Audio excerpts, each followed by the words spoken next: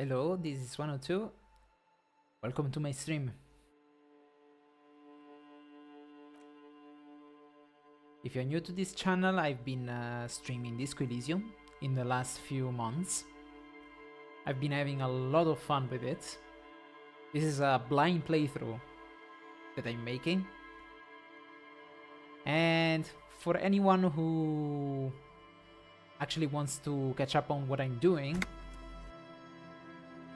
I'm well, first of all, spoilers alert. If you didn't play the game, I recommend to not watch this stream, because this is a rather important part of the story. And I think maybe if you've never seen the game before, maybe you should play it by yourself first. But for those who already played the game, I reached the part where I could manage to win the authority skill check against Titus Hardy. Titus Hardy, along with his friends, decided to say that the reason why they killed the victim was because he sexually assaulted a woman inside of the hostel. And turns out that this woman is actually the blonde woman. I think her name is... wait. I don't quite remember. It's like a very... classy. Yeah, that's her name. A woman that you actually find you actually meet at the beginning of the game. So we interrogated her, and turns out that she doesn't really agree with this. She actually tells us that she wasn't sexually assaulted. In fact, she was having quite a good relationship with the victim. Of course, this opens up a lot of possibilities, and we are getting into a very intense part of the investigation, because she is being very honest and, as Kim said, forthcoming with us, which might be a sign of innocence, but it might also be a sign that she's actually trying to hide something.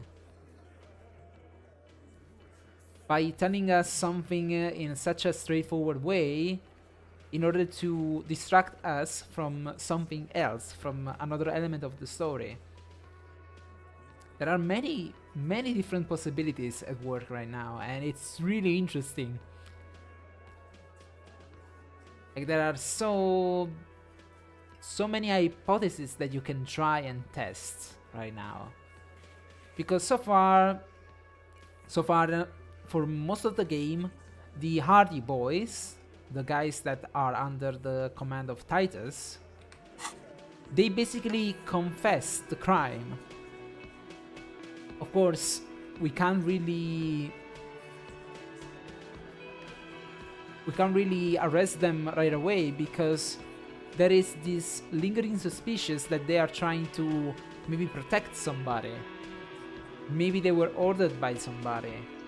Or maybe they are trying to protect the real culprit.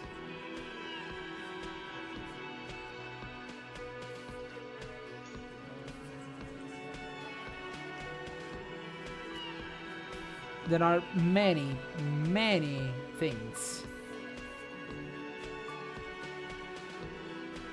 that we could do right now. It's you again. What is it? Hello, Titus. It's me again. Alright, I need to unlock rhetoric. I think I need to spend a skill point on it. So, you know, there's also another thing that I was considering. Maybe Crassi could be the Hate Hardy. She's actually one of the boys. She could be the mysterious lady driver that we were trying to look for. She was, after all, the lady driver we know that was the mastermind behind the drug trade that took place in the harbor area. And considering how how many drugs Class A has at their disposal, and we don't really know where she's getting these drugs from. So maybe she has easy access to these drugs, not because they were prescribed to her, but because she's actually the lady driver, the mastermind behind the drug trade. Could be anything, really.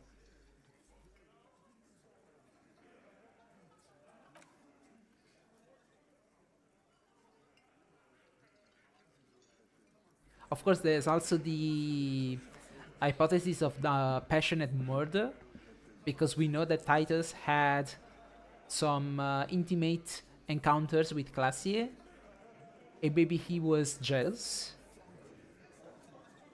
and he made up the excuse of, oh, he sexually assaulted her, so I killed him. That's also another possibility. So far, it's the one that the game is kinda easing me in to. I don't know if I am expressing myself clearly. It feels like the game is trying to convince me that this is what happened. Because Titus told me there was a sexual assault. Classic told me, no, it's false. Go talk to him. I go back to him again, and he tells me, oh, no, it's true. I got a tape to prove it. And there's a tape where this guy is talking to his colleagues, his mercenary colleagues, and he's saying all sorts of outrageous stuff. But then Classier takes a listen to the tape and says, oh, that's just how he talks. That's normal. He's not saying anything strange. He's just a bit of a whimsical mercenary who likes to joke about murder and rape. Stuff like that. He's just a very dark guy, and I'm like, okay, whatever you say. Titus, the girl is saying again that you are full of shit. She was not assaulted, and you just killed a man. You're an assassin. You didn't do it for justice, you probably did it for jealousy. But this is what the game is trying to tell me. And I don't want to eat up anything the game is giving me, unless it's coming from Kim. Because Kim is always right. Okay. He's very rational. So I kinda trust him. When he says something, it's usually 90% true. He could be wrong, but he will never lie to me. At the very least. He's not hiding anything from me. So at the very least, I know that he is telling me the truth. He could still make mistakes though. So, even though the jealousy motive is the one that Kim is actually agreeing with right now, I don't want to jump right into it and follow it as the lead and be like, okay, this is what happened. Now let's find the clues to prove this.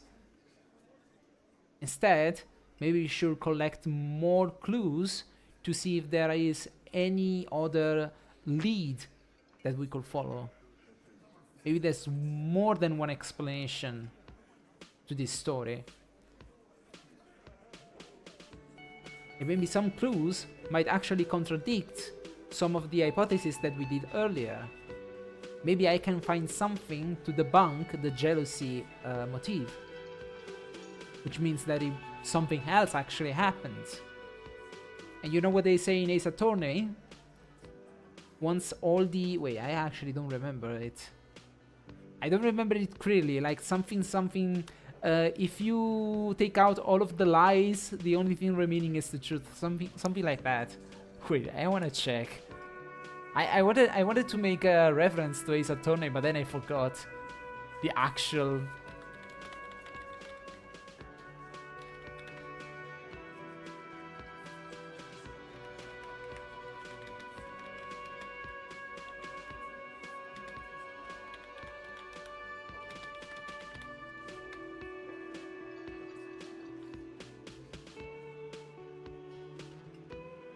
Ah, this one. Yeah, I remember in Ace Attorney there's Phoenix Wright and says this specific quote that it's basically applicable to any sort of police procedural. Once you've eliminated the impossible, whatever remains, no matter how improbable, must be the truth. That's the quote. Sorry, I played the Ace Attorney games a long time ago, so I don't really remember everything. I was thinking, maybe after making this progress, how about we ask around, especially Joyce. Joyce is the one who has the best motivation to actually help us. So we should try. Fuck does Kuno care? Kuna doesn't care. So let's go. Kuno doesn't fucking care.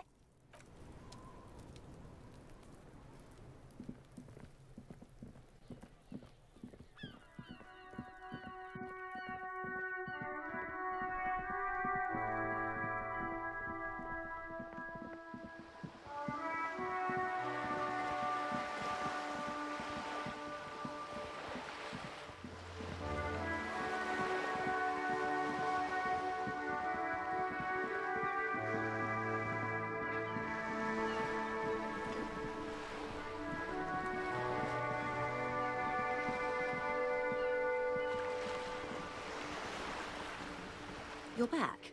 Good. What can I help you with?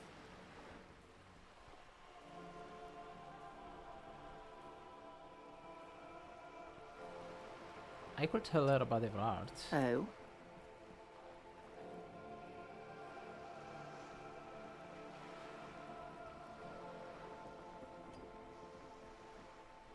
Of course, Detective.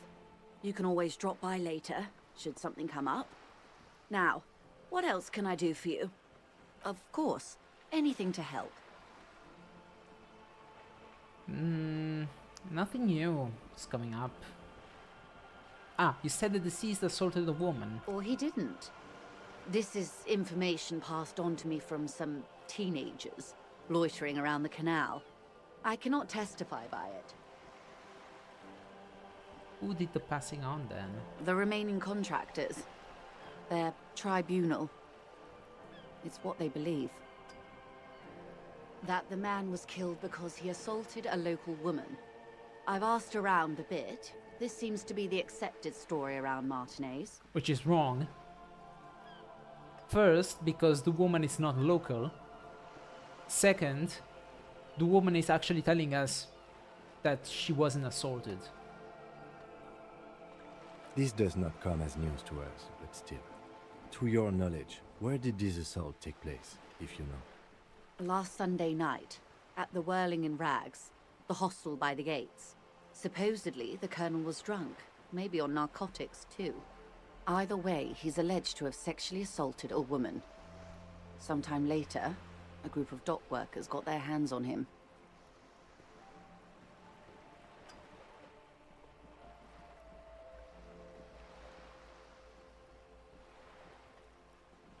Good. Then you've made progress. It's imperative that you move fast. The tribunal will not be patient. Okay. I am sorry to have been the bearer of bad news. If there is anything else I can help you with, please ask. More lessons in basic reality? My favorite part of the day. Go ahead, ask me anything.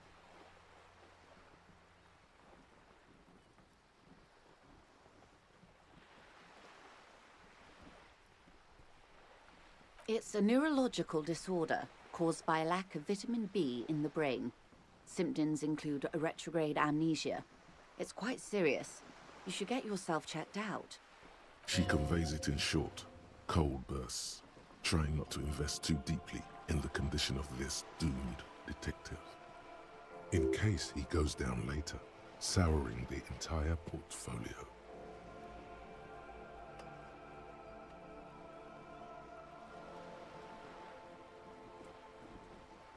Be my guest. Glad to have been of assistance. The little that I know. Anything else? Nah.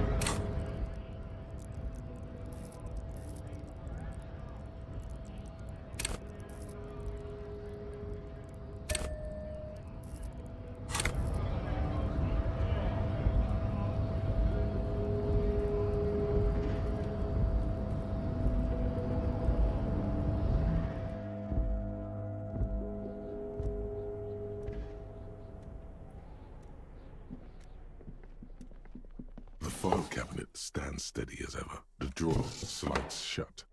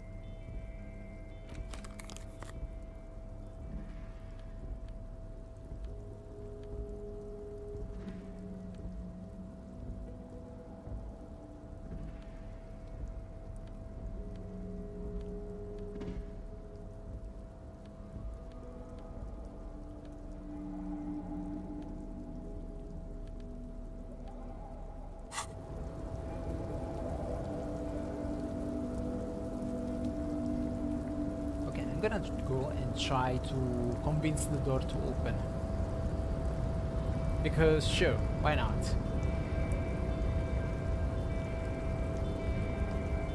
You're back before the cargo container. Its drawer has not lessened since you were last here. If anything, it seems to have grown slightly.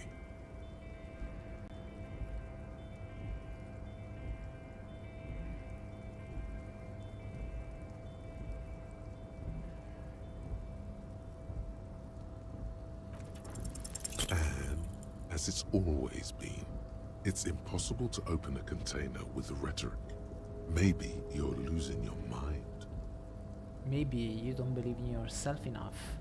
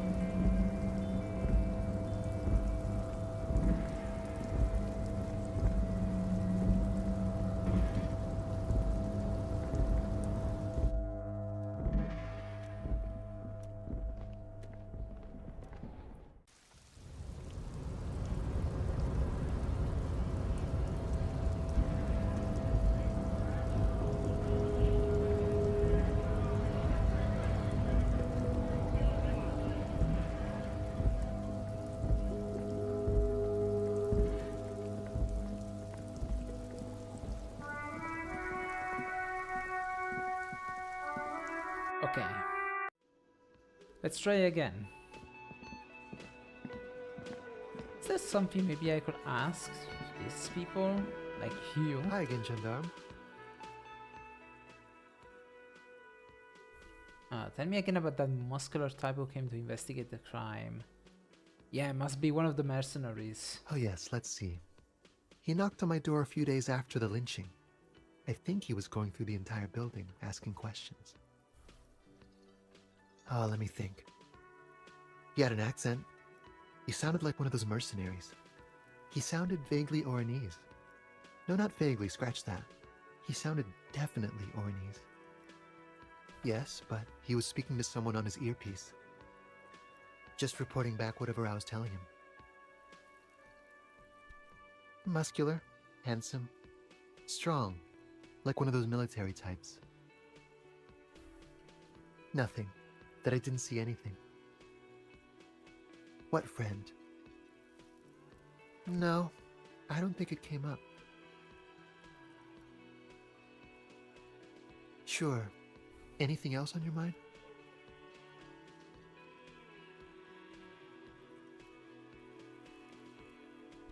Bye-bye, gendarme.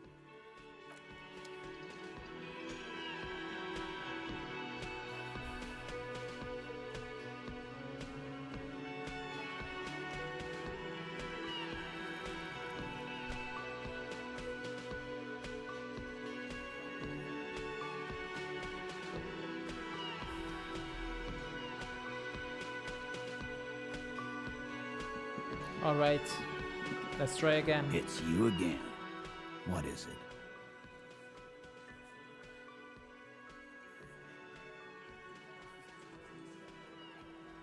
it? $97%.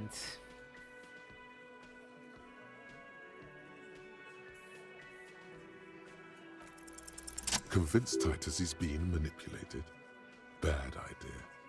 Bringing her up will do no good. You should know by now. Titus will never falter.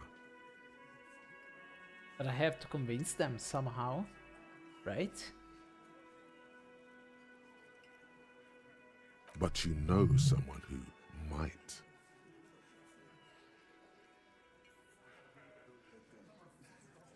One of his boys will. Fat Angus, the powerful guy. Mr. All Muscle. The time has come. Put him in the pressure cooker. Just remember, it's about more than Glasia. It's about these men and Martinez. Their district. Their responsibility. Yeah, it's all about the fact that they are like the policemen of this place. They act just like us. Like a bunch of... a bunch of idiots. That's it then. Case closed. Going home, Kim. Huh? Huh? He'll get it. Go on. Write it down, Kim. In Martinez, they just kill you because they don't like you. Got it. Kill you because they don't like you. All because...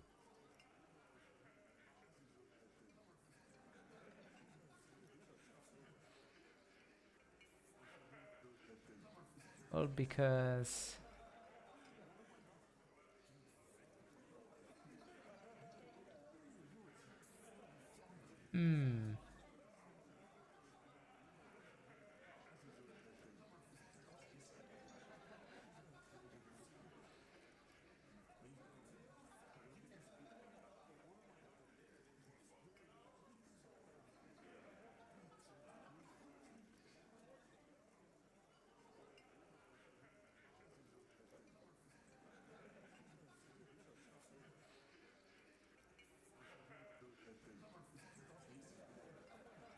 Because you work for the wrong people. Goddamn right, this is Union Town. You work for the company, we will kill you. Fuck, Dennis. We don't kill you if you work for the company. Half the harbor works for the company. Work for the wrong company, and they execute you.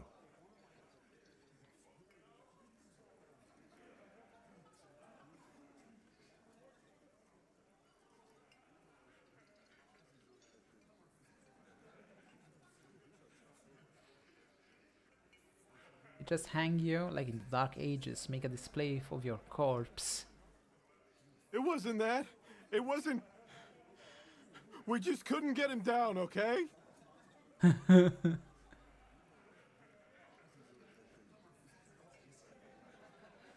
That's it. That's the weak one. You flushed him out. Now go in for the... Officer, you will be next if you don't shut up.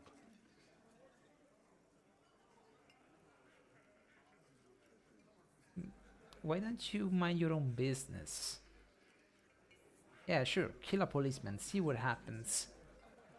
Like, sure, maybe the RCM doesn't mean shit in this place, but I know for sure that if you kill a policeman, it doesn't matter how much this policeman is disliked by the district, it doesn't matter. You kill one of the policemen, you're basically hitting the entire district, and the whole district is coming for you. Like, you don't want to do that.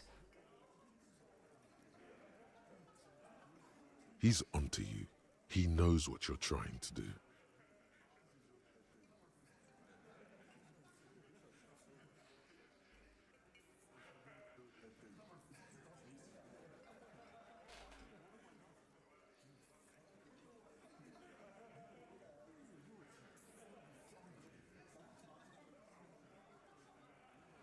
The lieutenant has put down his notebook. His hand is resting on his holster. He gives you an imperceptible nod. What? What does that mean?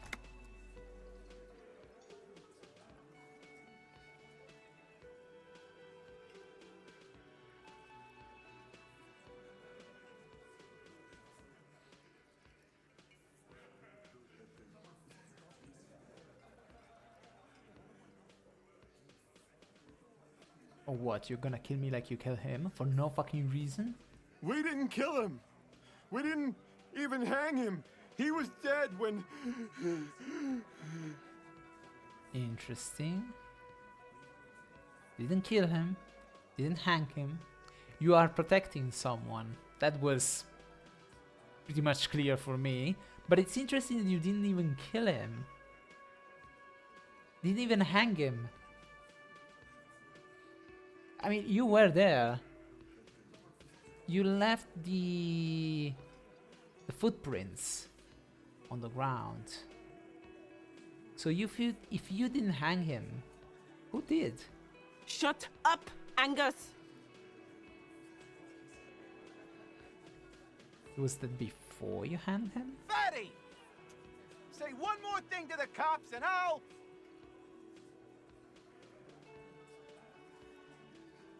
Dennis, stand down, or I'll beat your head in. Theo, take your hand off the belt. This isn't 31. I've got this under control.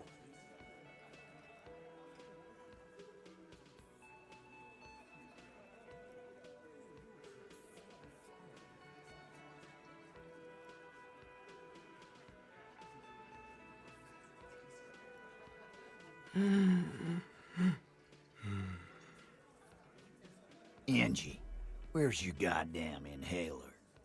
You sound like you're dying. I left it home. I can't get it. I'm too fucked. I'm sorry. Why are you so fucking fat, Angus? Now it's all pointless. Because of you. You wasted my time. I told you, Titus. I told you just give her up. Like, just so cruel.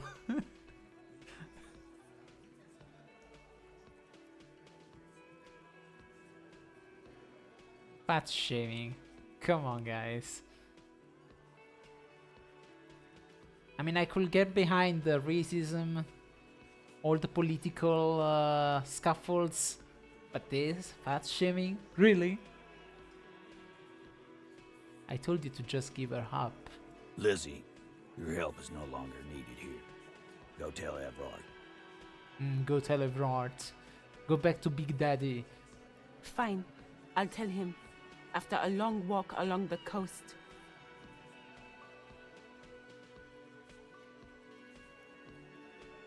What just happened between these two? You're in. He's all yours. Questions?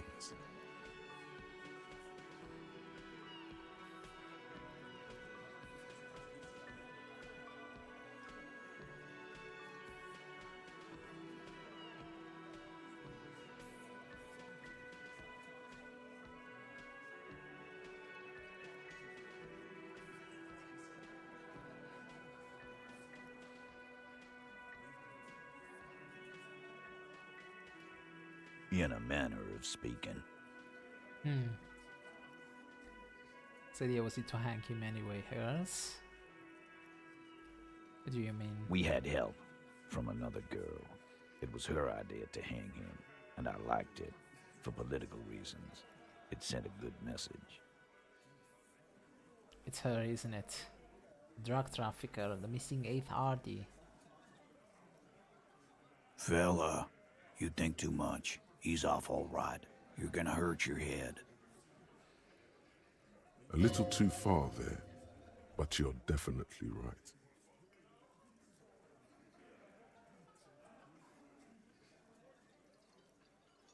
That woman is just affiliated with the Hardy Boys. You don't know her, anyway.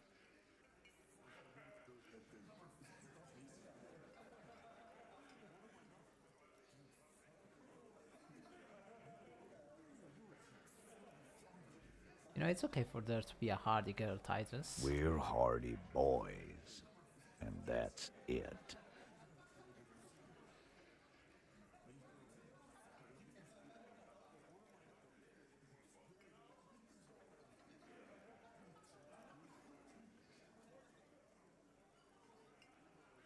Sure, but can you tell me anything about this affiliate? Name, current location? Nope.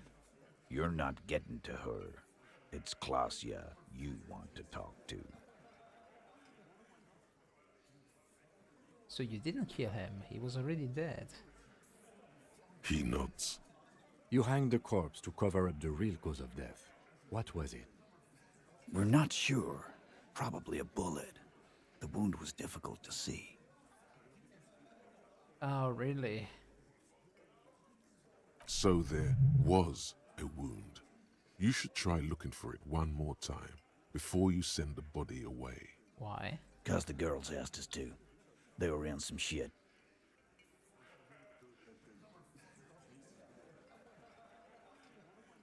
Girls plural? There's another girl? 2 of them? Take note of this. They'll probably say more about her later. Did she kill him? Cop, I have no idea. The girl says she didn't. He doesn't think she did. Or at least he hopes she didn't. What happened Sunday night? Klasia came down. She seemed really out of it. Drugged up, even more than usual. Bug-eyed and gurning, you know? Not in a fun way. It looked like she'd redosed after something went down. I've seen that look before. She was scared. I knew someone had died. How did you know? I've done this job for 10 years. I've seen it before. It's the politician in the motel room with the dead hooker scenario. Only in reverse. Good analogy, boss. My god, what a disgusting person. Anyway. You don't get to talk yet, Shanky. You're still on the bench. And you keep taking it easy too, Angus.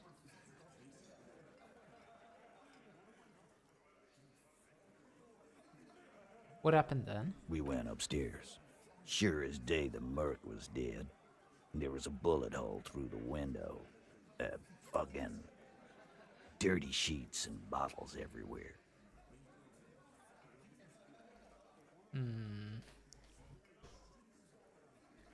Hold on. Oh, the new window. He means they'd been fucking. Tibbs patched the window. And the corpse. We hanged.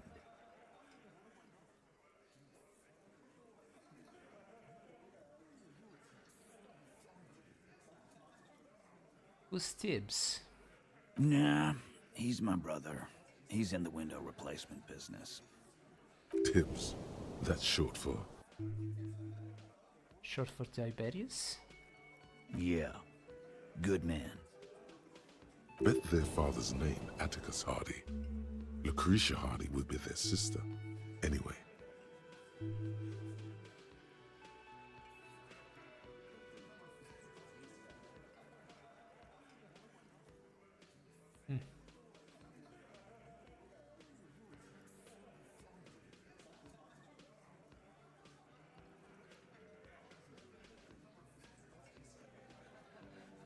If Classy didn't kill him, why the cover up? You may have noticed our girl's in some shit of her own. I didn't notice anything. What kind of shit are we talking about? The can't show up on police radar kind. There are people after her. From the old world. Where she came from. These people, who are they? They're powerful. Connected to the moral intern. She's clearly afraid for her life. Says if she showed up in your systems, she'd be ghosted away. That's all he knows. That's all she's told him. And why would you help someone like that? By taking on a murder? Why would I?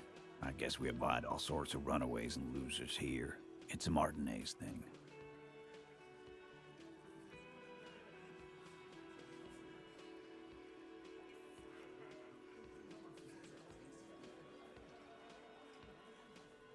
So who killed Merdan?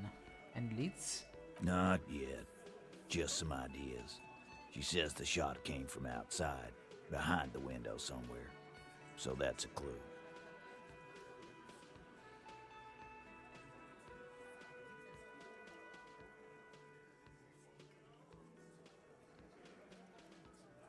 What are you thinking? I'm thinking someone's past caught up with them.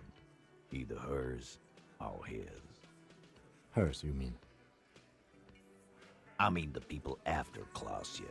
Maybe the shot missed. Maybe it was meant for her. I like that. Been thinking the same thing myself. And you had ideas about his past too. My dude.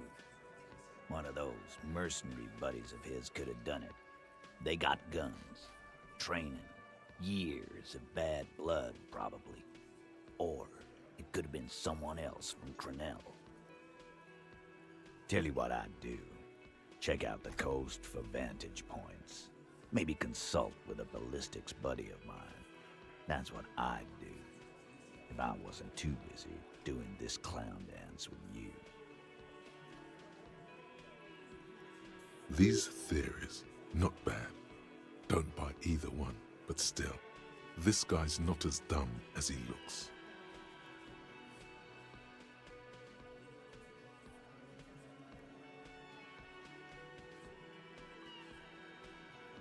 Thank you for this, Titus. I'll go talk to her for the last time. You do that. Hey, cop. Before you go, Klausya, came to Martinez to hide. Many of us did. This is where you wash up when there's nowhere left to go. The Union takes you in. Now, she refused that protection. But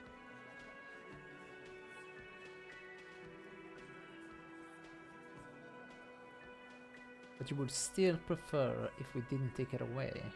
that's right. If we didn't take care of the people who end up here, this place would just be a couple of ruins and some cargo containers. We'll take that into account.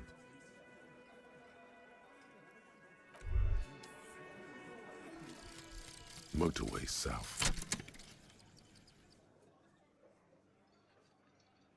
The lone vector stretches in your mind's eye into the wild pale yonder, for an unimaginable distance, forgetting, until you can no longer remember anything. No cities, no mountains, no oceans, and finally, no vector. Nothing remains. A blank space with no point of reference, where only one type of motion is possible. The motion of a human throat. Swallow in, and then it comes to you. To reach the end of the motorway south is to be unborn. You've had this thought before, while aimlessly wandering the streets of Jamrock. A lost piece of the man you were. A dark hope.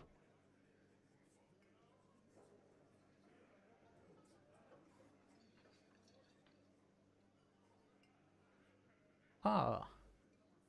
All intellect-wide checks unlocked. +1 Inland Empire. The swallowing motion. Well, finally a thought that doesn't give me a debuff. For once.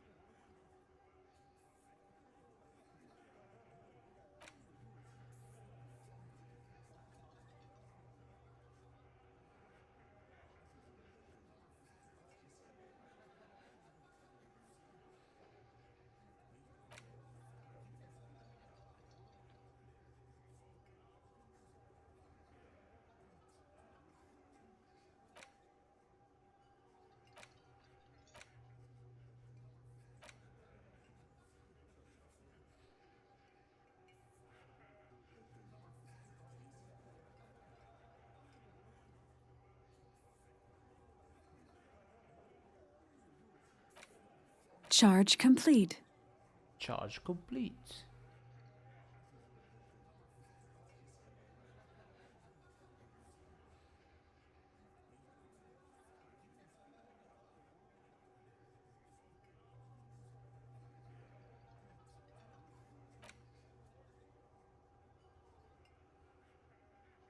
I would like to try this one. But I will need to forget one. Which one?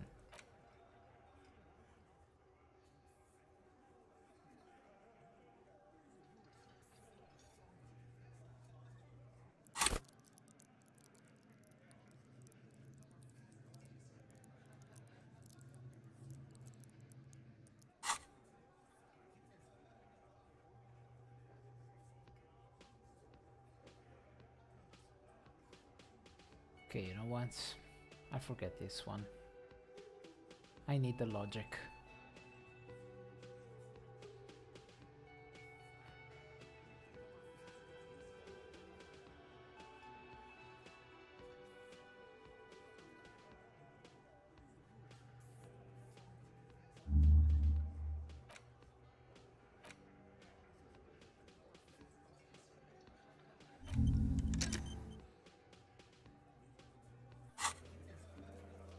Confront Classier.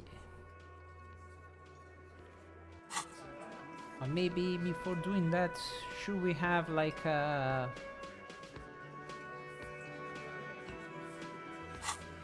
Should we have a chat with other people first? Oh, I can also check the corpse. Yeah, maybe I should do that. Is there a way for me to find Gary? Or did I lose him forever?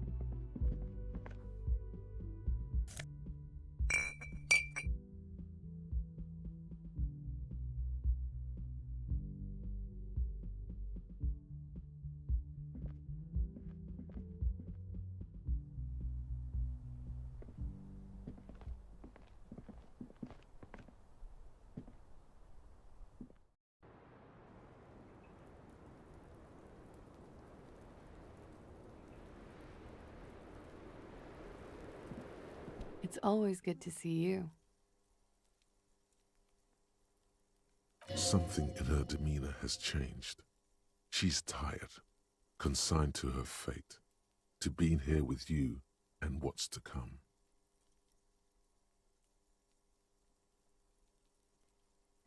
The Hardy Boys told us what really happened. I understand. Just like that. No resistance. Her shoulders are slouched, her feet long and straight.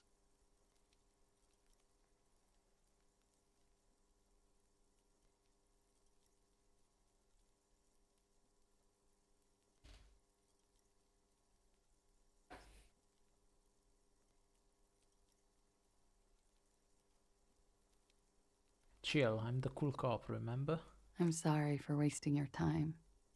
I should have known that you'd find out. This is good. Clear the air first, between you two, then move on to questions. Is it? Something is off here. Shush, I can't hear what she's saying. Why did you waste our time then? Because of the Hardys. I couldn't just dispense with them. They were only trying to help me out of the shit I'd gotten into. That's not a good enough reason. You're right. There's more. More? You answer to the coalition government, and by extension, the moral intern. Briefly glancing over her shoulder to the sea, as she's done time and time again. A grand expanse of water reaches over the bay and to the horizon, golden grey in the noonlight. What lies beyond it? The Pearl, the Muindi Isola, the Occident, and then Aranye, the old, old world.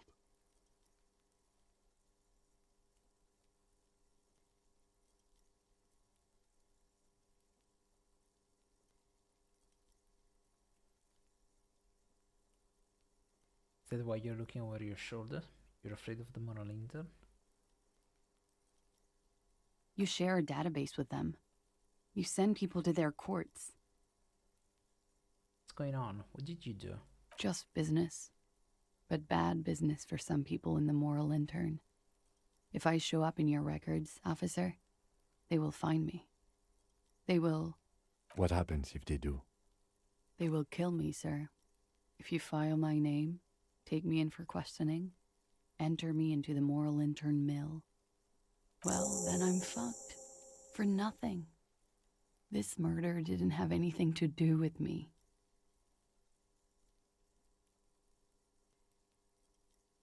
Actually, this murder did have a little to do with her.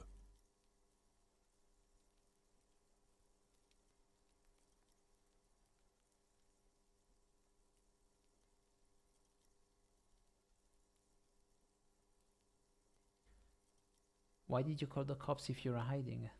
Because I'm an idiot. Which is an indicator of truth. Idiot. She's nothing of the sort.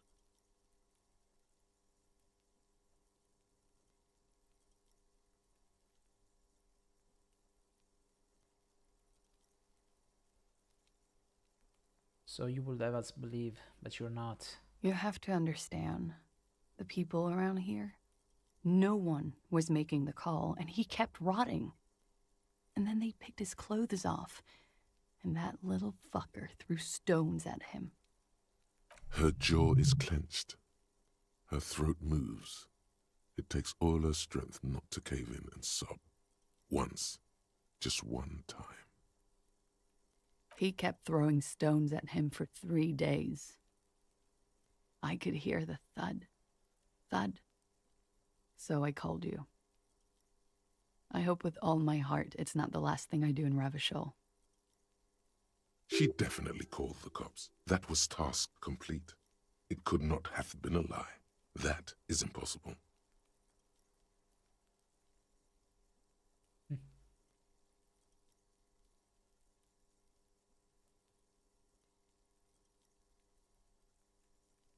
When was the window changed?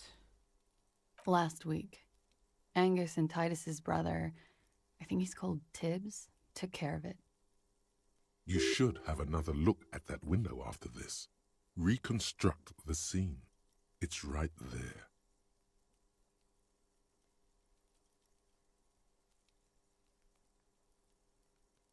Not now. Still, you see the glass sparkling out of the corner of your eye.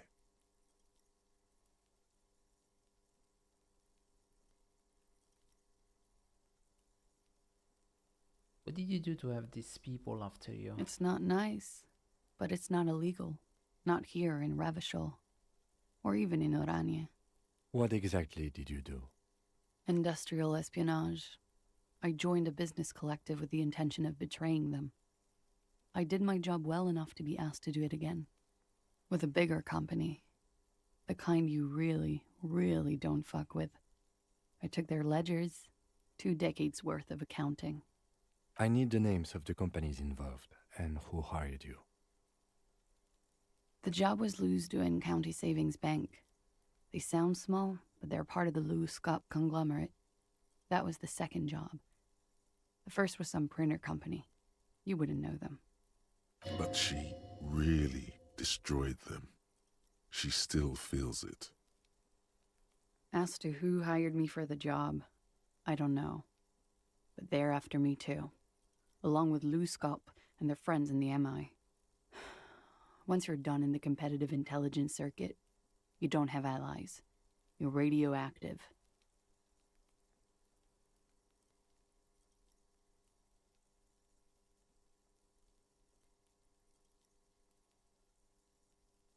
Laws cap. These people engineer financial disasters in second world countries. The conglomerate also includes the Bank of Consecration, Airberg, and the popular Papalolo line of dairy products. Papalolo.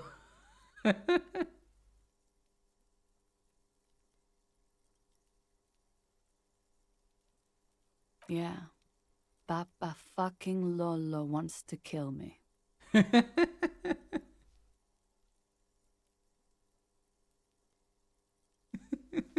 Papalolo wants to kill me.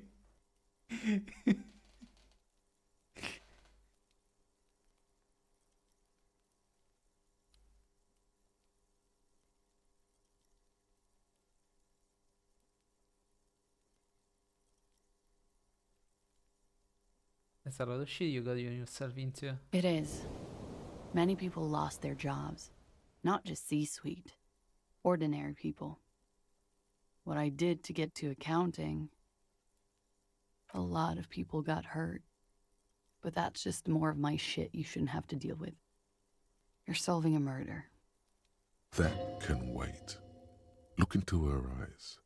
There's more.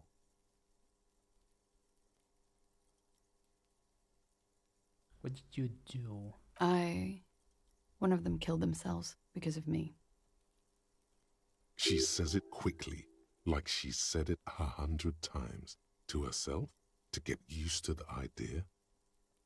Out of guilt.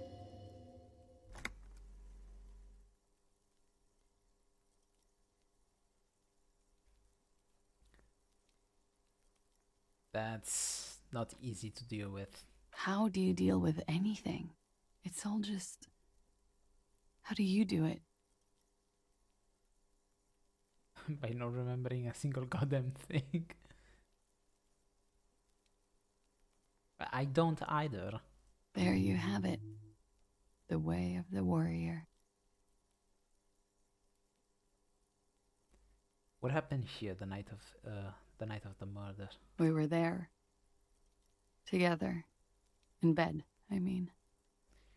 Okay, tell me exactly what happened. Okay. He was in a kneeling position. He had just entered me. I was on my back, looking at him. I heard the window behind me shatter, and I turned to look. There was a hole in the glass. I turned back to him. His eyes were looking through me, and his mouth was open. Dumb. I could see. I could... Her chest rises and falls with each word. She keeps herself together and says it. I knew he was dead before he fell down on top of me.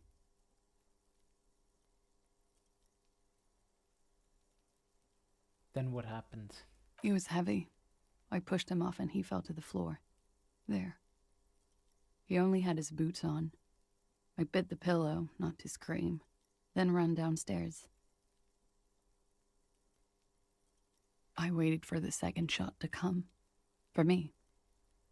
I thought there would be one. It never came.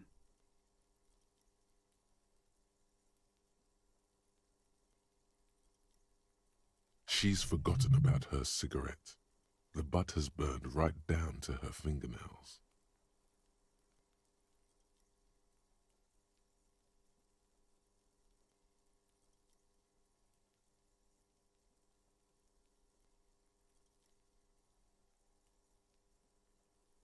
Your cigarette, miss. Oh.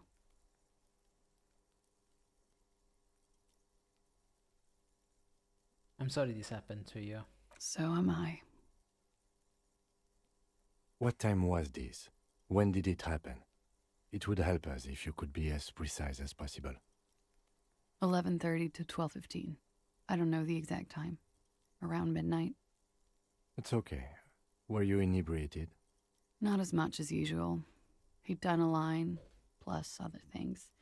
I was drinking. Wait.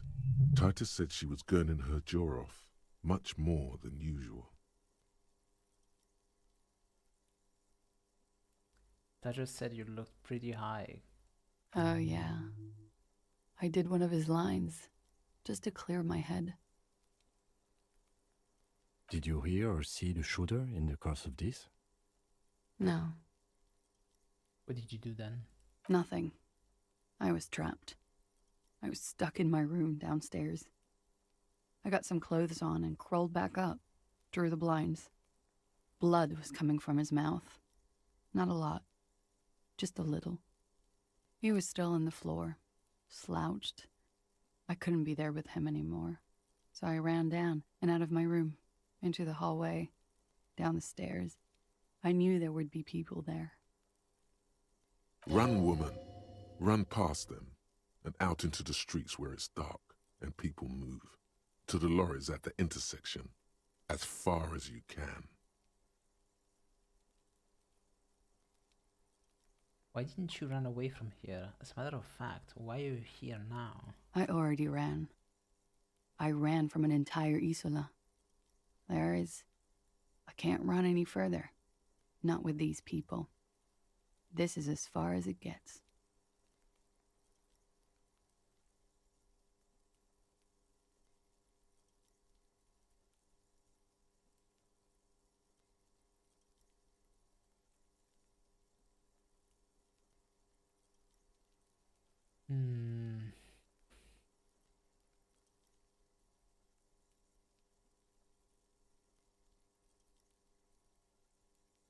When it happened, did you hear a gunshot?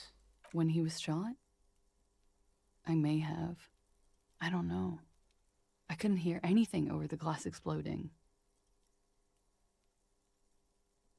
What happened after you ran downstairs? Sylvie was tending the bar. A lot of people were there. The Hardys were at the table in front of the stage. I think the Union box was full. Ruby was there too. They were having such a good time. I sat down and they all welcomed me. I didn't even have to say anything. Ruby knew something was wrong.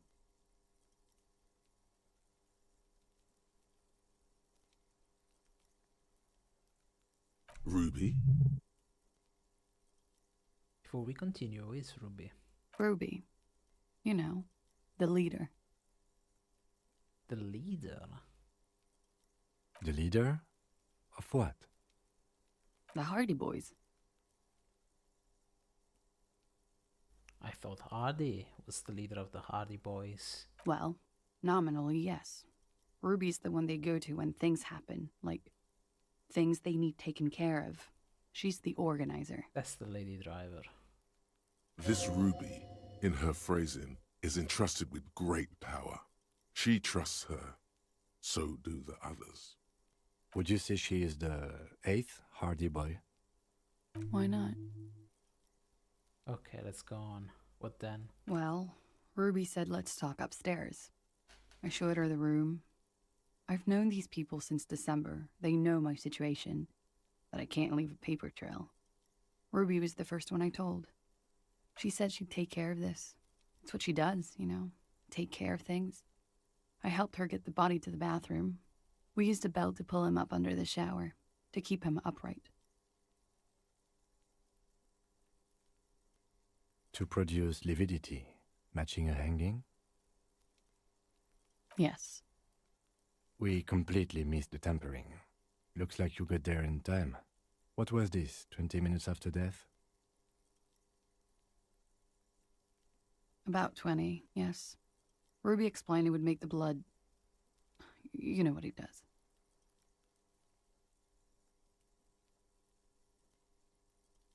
Then what did you do? Ruby went outside to talk to Titus and the boys.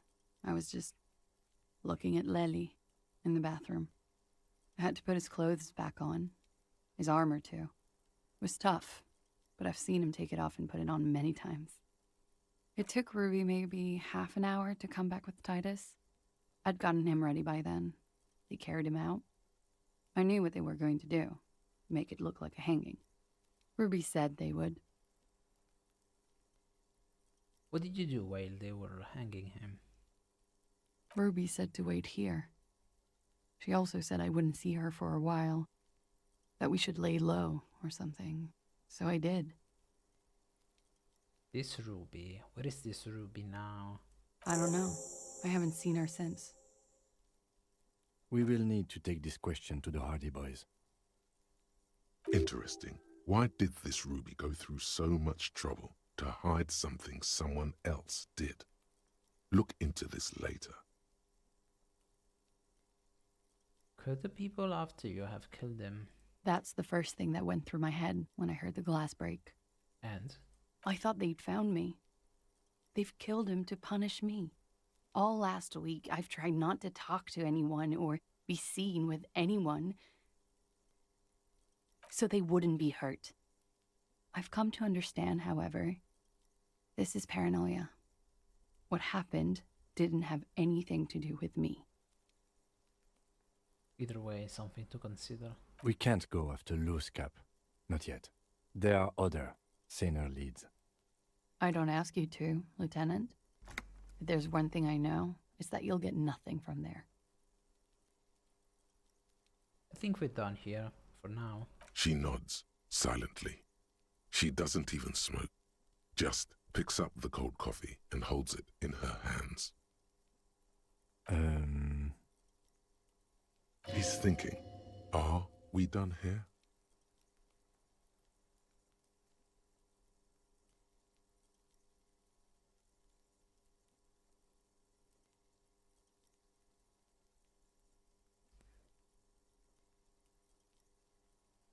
In God's name, wake up! Who? What? Dear God, you've been lied to. She could have killed her lover and lied to everyone. She's not candid at all. She's smoke and mirrors and will-o'-wisps.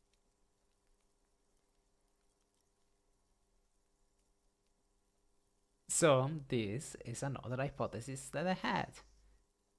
That maybe she killed him. Why? I don't know.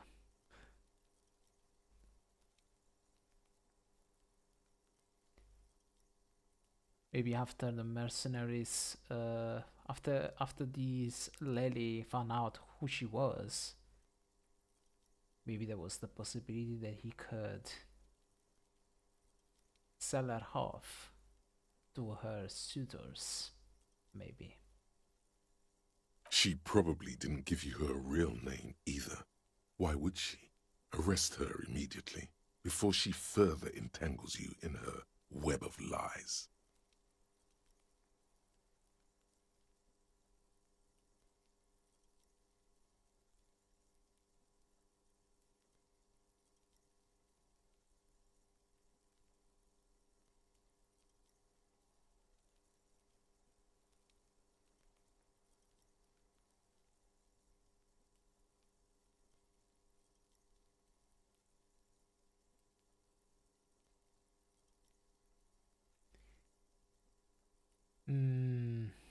Kim, why have we not arrested her yet?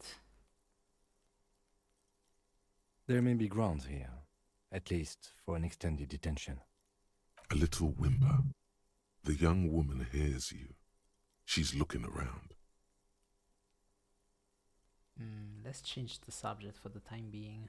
She slowly lights another cigarette and steadies her breath, as if in the presence of some tiger.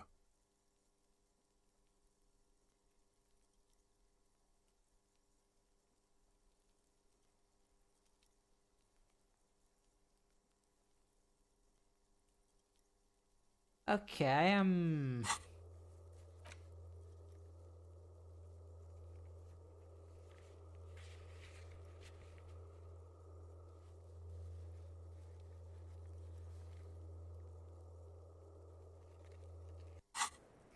okay. Lies. Yes, we demand she be punished for deceiving us. We demand her anxiety. We demand her fear. You know, I think you didn't make that call to the station. That's actually the weakest part of what she told us. Why would she do that?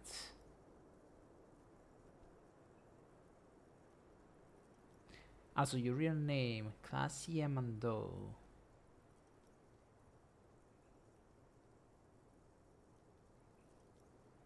You know, this is the part where I kind of have to think.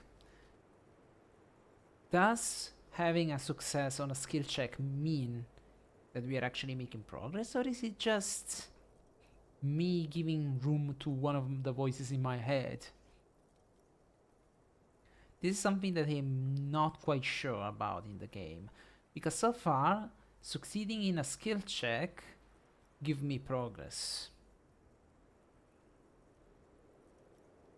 But I never had any hard proof that it actually works that way. So far it's only an impression that I have.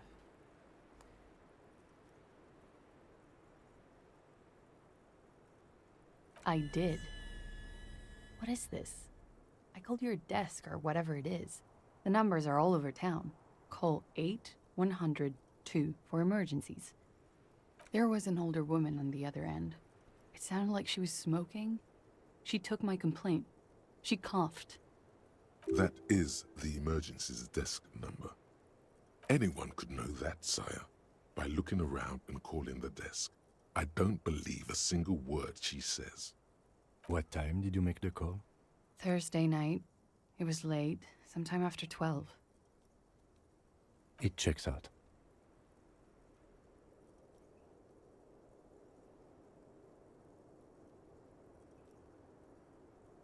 She stands before you, holding her back very straight.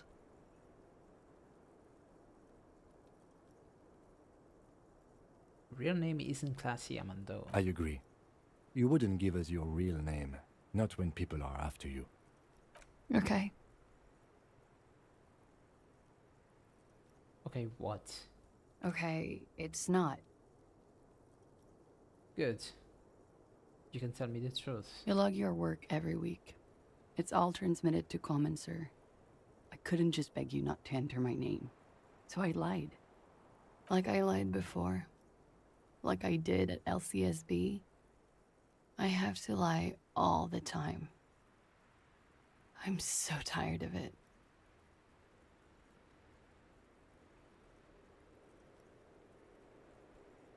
You're probably not even Misorania 37, are you?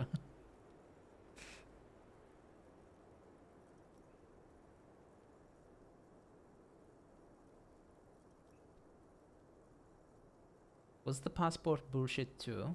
That passport you kept hidden? No. It's submerged in a plastic buoy on the coast, in the reeds. It just doesn't say Clausia Amandu. It says Anouk Mea Smith. Falsified documents? Passport and visa. Given to me by my employer. I can't even use them. My employer probably leaked the name, Mea Smith, to hurt me. Why would they do that? I didn't show up to a rendezvous. They don't take that lightly. I didn't show up because I was afraid they'd do something to me. The job was finished. I'm just a liability now. She fears an arrest right here and now. This has been an awful turn of events for her. What is this boy? West of the boardwalk, in the reeds, on the coast there. I put it there when I first arrived. Haven't been there since. I'm not sure I could even find it now. West of the boardwalk. It's useless.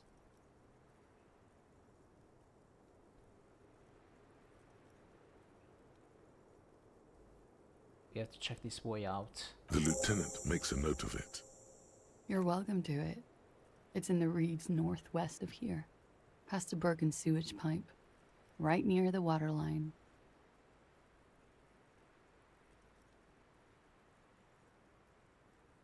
Tell me your real name.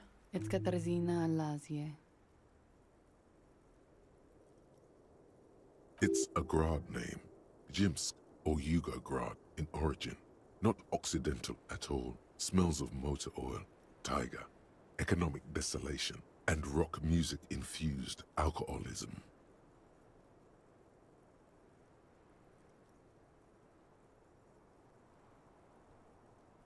Hold on, Katarzyna Lazier is not an Oranese name, is it? It's not even Mundi, it's Grad. My parents were Zhimsk immigrants, but I'm nationalized Oranese. All I remember is Oranje. Alazie is my father's name. I just call you Miss Oranje Discodenza. You can call me whatever you want. You're probably not even Miss Oranje 37, are you? I am. They can never take my sash and my scepter from me. Yes, they can, for lying. Drama has a... Drama has a bone to pick with her. Drama doesn't like this woman. She nods, her back straight, ready for whatever is next. Let's change the subject for the time being. She slowly lights another cigarette and steadies her breath, as if in the presence of some tiger. Wumpty Dumpty Dum Center. You're at home, stupid cop. Not with the art crowd. You hate them. Everyone hates them. Even they hate themselves. It's nauseating. An industry built on sprezzatura and sparkling wine. And, let's be honest, tax evasion schemes. The Wumpty Dumpty Dum Center is the heart of this unholy symbiosis of aesthetics and tax optimization. And now that you've internalized it, you can have a piece too. Encyclopedia. Passives give plus 10 XP and plus 2 real. Minus 2 suggestion, because I'm a pretentious wanker. I'll take it.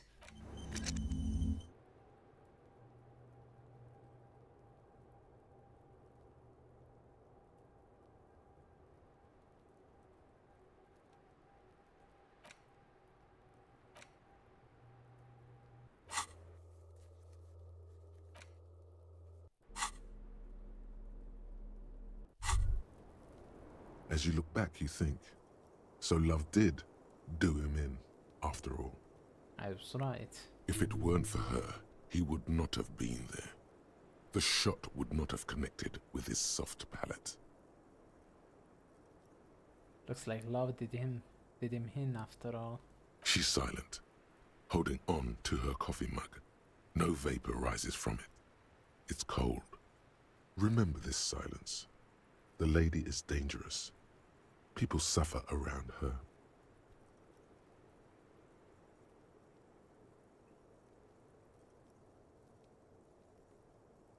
Say nothing, let her answer. Yeah. I'd like to think he didn't love me. Or that it was chemically induced and not real. Why? Easier that way. Was it real? I don't know.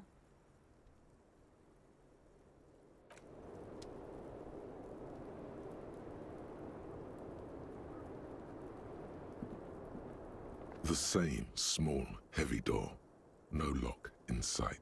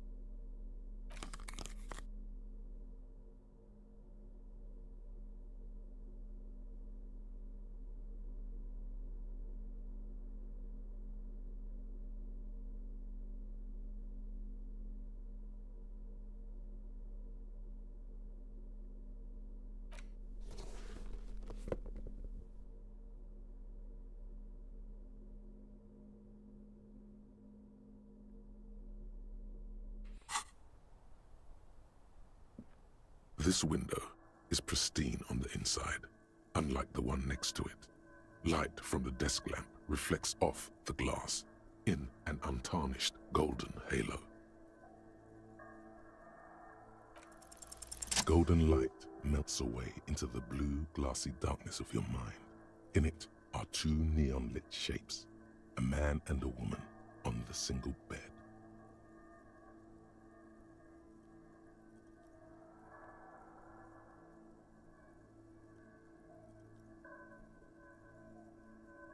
Wow, critical success. I see.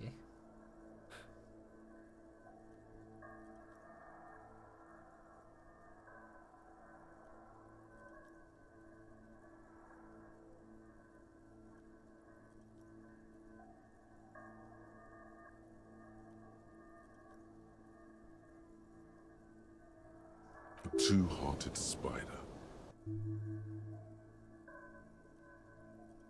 Position are they in? Like the witness said, the man is kneeling, the woman is on her back. It's the night of March 4th and a shot has just been fired.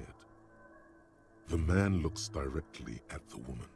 The shot's possible directions converge in his mouth, a ray cast from somewhere outside, entering his brain. Where does it come from? From the roof outside, location A prime. The glass fractures around the bullet hole. Shards face inwards like a corona behind the woman's back.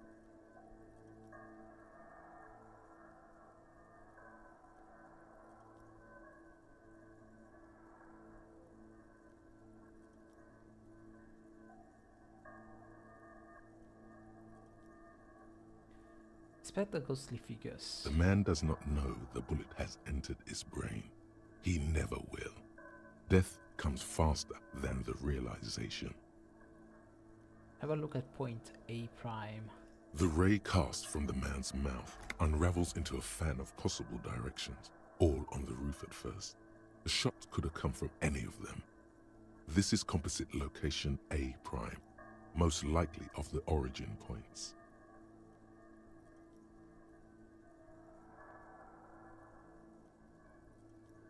Shouldn't there be gun residue outside? There could have been. Then the rain and slush and wind washed it away. This was more than a week ago.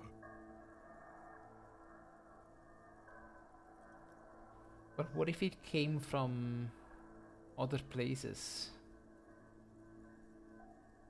Like the church, for example.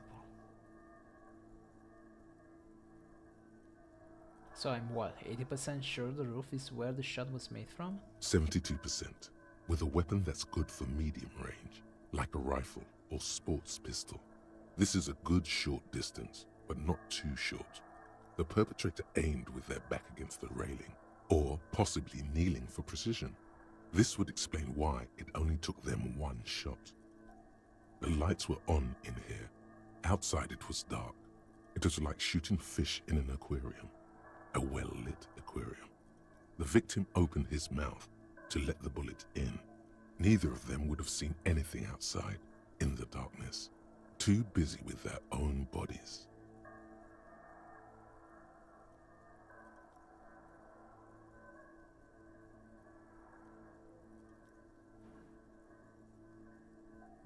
Could the shot have come from inside the room? A closer point? Point X would contradict the woman's testimony, rendering the entire proposition void. These figures would be wiped out, Detective. Yeah, of course. That was a stupid question. Are there any arguments against A prime, the roof? None that you've found thus far, but that doesn't mean there aren't any. Could there have been another point of origin, further away? That's a 28%, yes. In this model, the shot could have come from a greater distance. Nothing excludes the possibility. Should we extrapolate to include every possible point of origin in Martinez? Yes. According to your map of the district, this shot could have come from a wide angle of locations, starting with the northern edge of the abandoned boardwalk, ending with an islet in the bay. Let's call them B prime.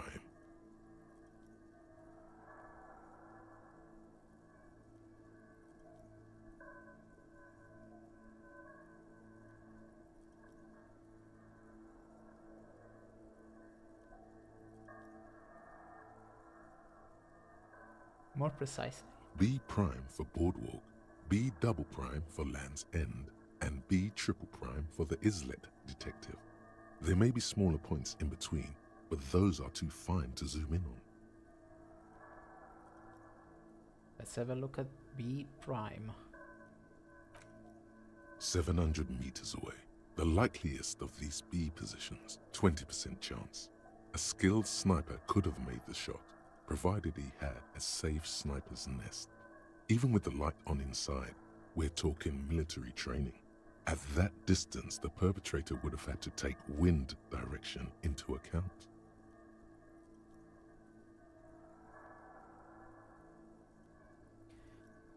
It could be one of the other mercenaries.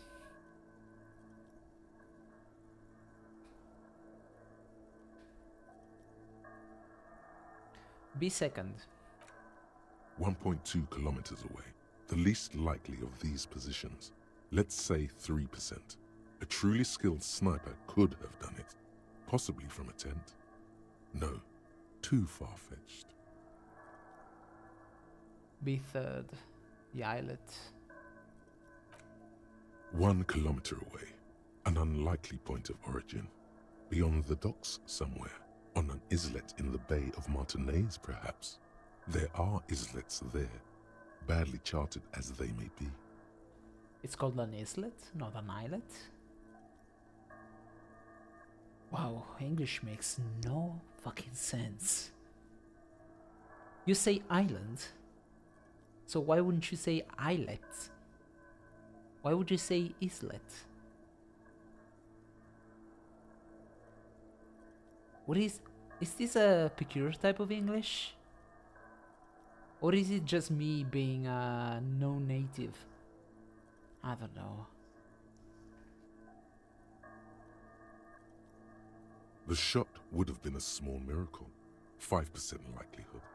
There is an extremely narrow field of view from the bay to the window, between Rue de Saint-Ghislain 10 and 33A. The angle would have been extreme, and access to the islets is questionable. Kim, do you think the shot could have come from further than the roof in Martinez? From where, precisely? Let's say these 3 points. I see you have given this a lot of thought. Are those the locations you've singled out in addition to the roof? And what is the likelihood, in your opinion, that it came from a further distance? Much less than from the roof, but still. Okay, well, we should see if there is gunshot residue or sniper nests if we go down the coast. Rule these spots out one by one. It would be the diligent thing to do. Until then, personally, I'm going with the roof version. A simple hypothesis can be wrong, but it's something to build on.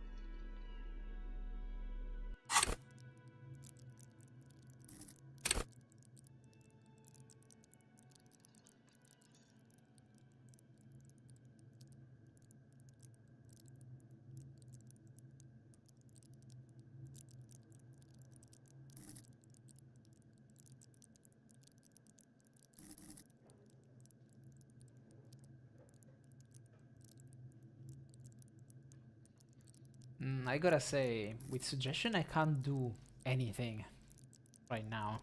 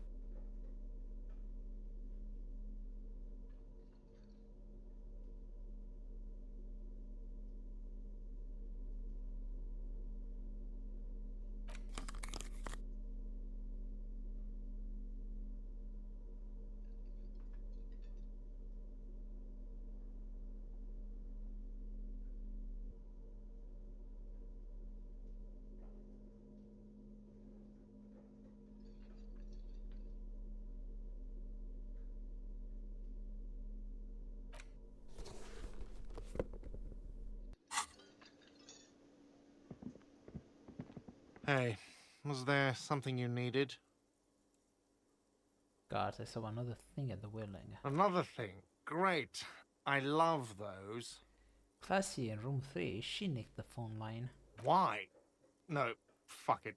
I don't want to know. I don't want to know why these degenerates do what they do. I thought we had one good guest in the building.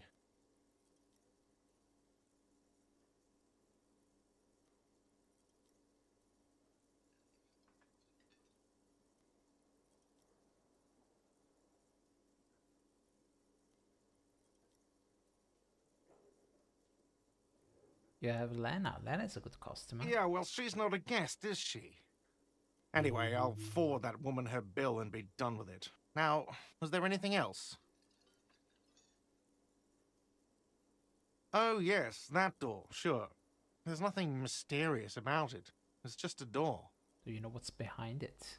No, I don't have a key. I don't know how to get there. And I don't care either. It's not like I've been wondering about it for 10 years. It's just a frit warehouse, probably.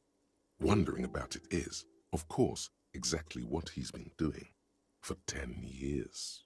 Or some boring storage space with a bunch of old junk and dust. Junk and dust. He's attempting to maintain an air of indifference. It's absolutely not convincing. I think you would like to know what's back there. Fine, okay, a little. But my job doesn't leave me time for wondering about one locked door in one of the cafeterias I manage. So I haven't opened it. I have cleaned the whole place 100 times over, though, after the animals. And I haven't found a key, so good luck with that. Yes?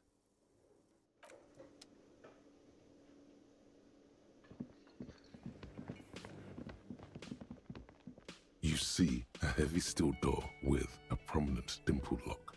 It's painted blue. It could be connected to the barred door upstairs. The door does not budge.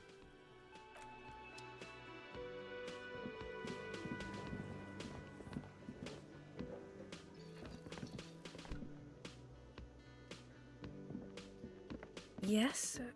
What is it? Did you hear that? Did you hear me sing? Did you like it? That was pretty good, Harry. Wasn't it, Jean? That was... Yeah, that was absolute shit, if you want my opinion. Drunken shit. Haven't wanted anything to end this badly since I had cluster headaches. Horrible. Truly horrible. I beg of you, don't ever subject anyone to this torture again. I mean, seriously, you need to... Jean, it's not right. Don't make it worse, and I really liked it.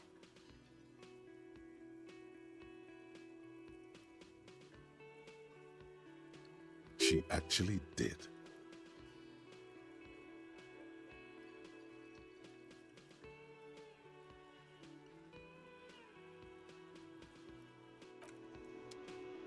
Again? I can't believe this shit.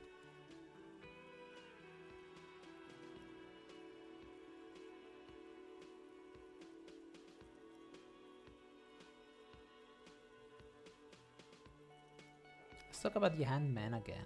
Okay, why not? Let's do the whole thing over again. We're not wasting time. There is no time.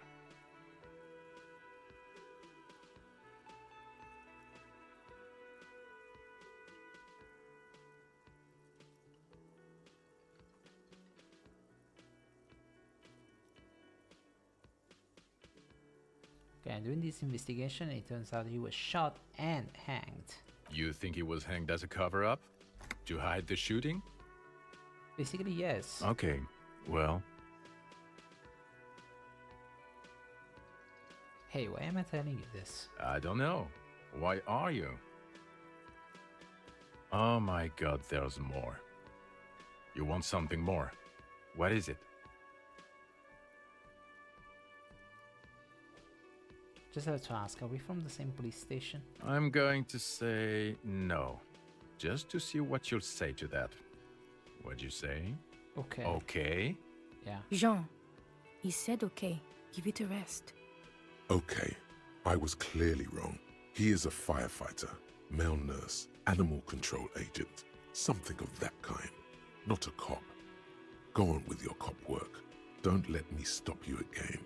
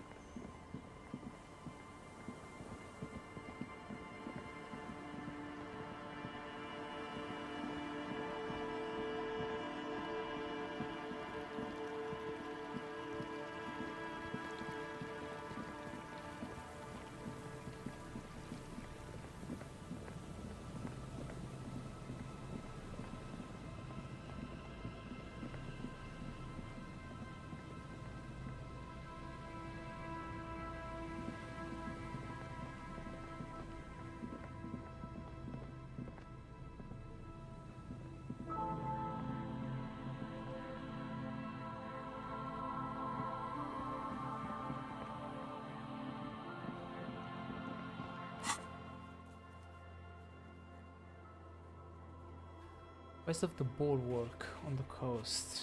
Okay, the bulwark.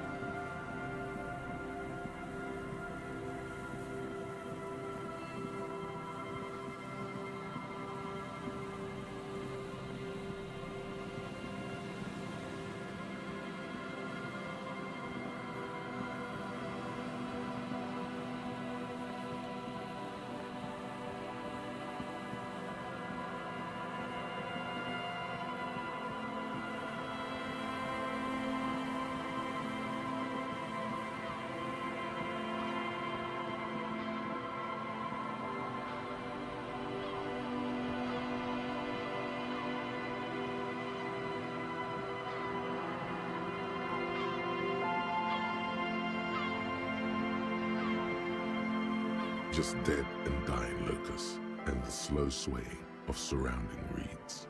Poor things.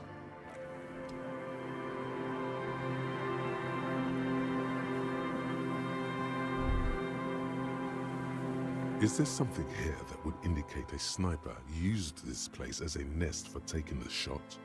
Just some urban detritus, a bottle, and a dilapidated old comms tower. In the distance you can hear the breakers roar. I don't see it, Lieutenant W. Freighter. I don't see a person take a shot here and hit something there, in the whirling in rags.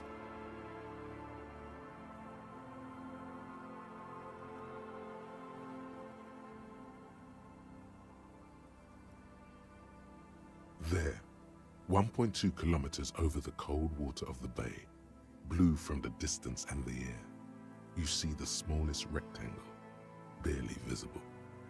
A glowing light on the third floor of the whirling in rags.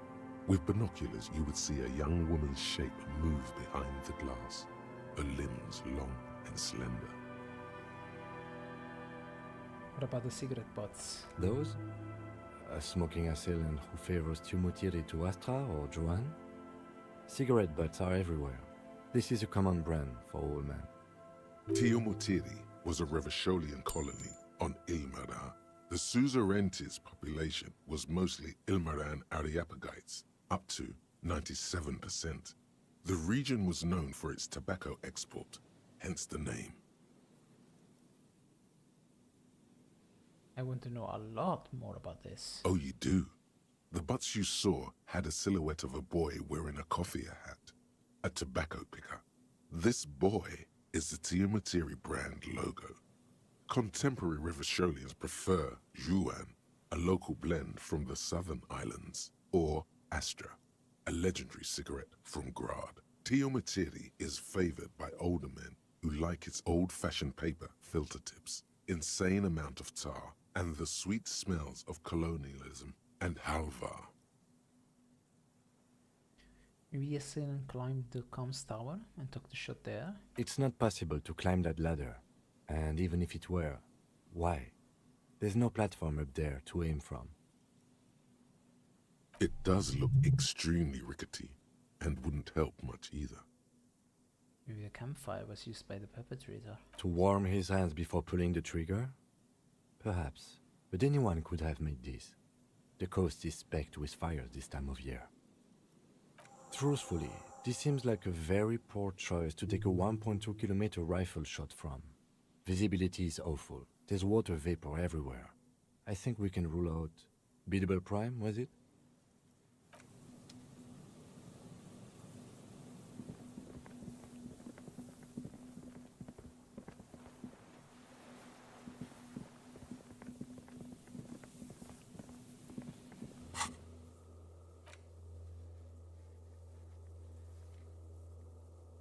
Rest of the bulwark on the coast. Somewhere in the reeds.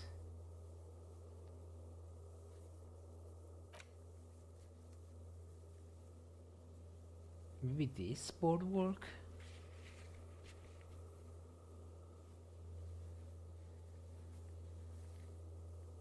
Maybe.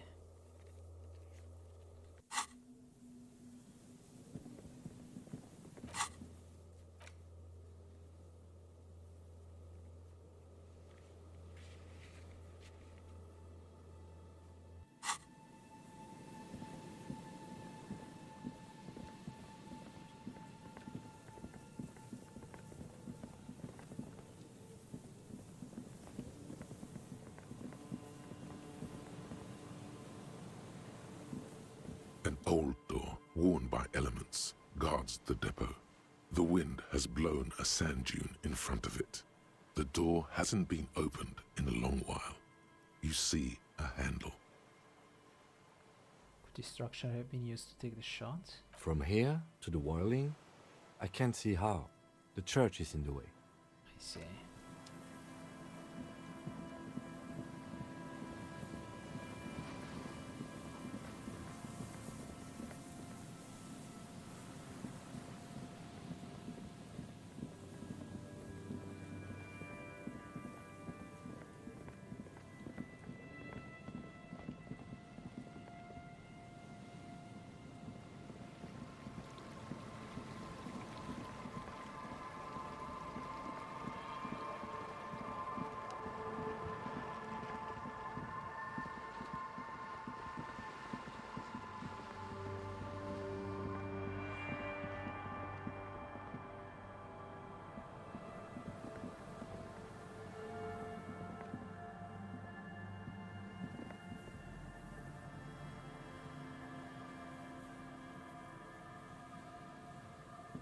Yes?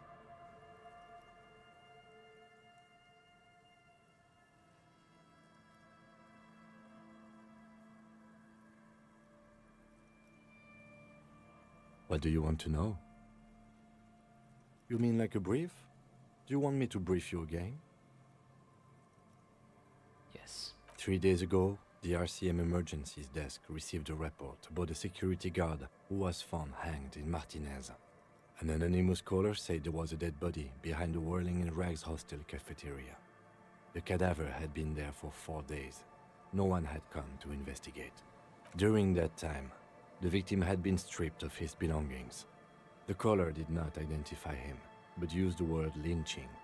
There is an ongoing labor dispute between the local dock workers and the logistics company Wild Pines. I was told we should approach the death as part of this dispute. They, classier as we've come to suspect, didn't identify themselves in any way. The tone was muffled using a device of some sort. The desk could identify neither the caller's age nor sex. There's a strong prejudice against involving the RCM in what's seen as union matters.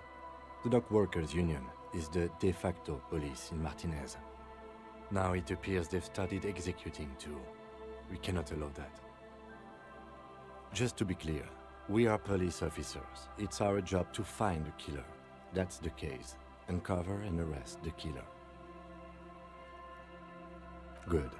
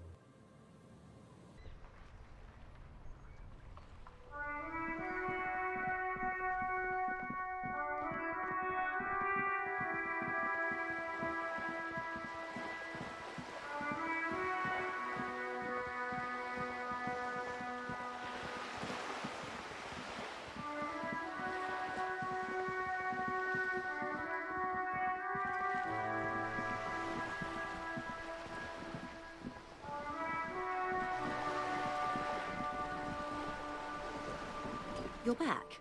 Good. What can I help you with? What would you like to know?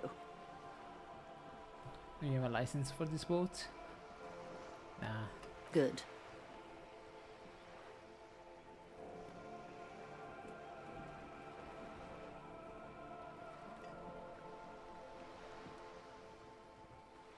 Of course. Anything to help.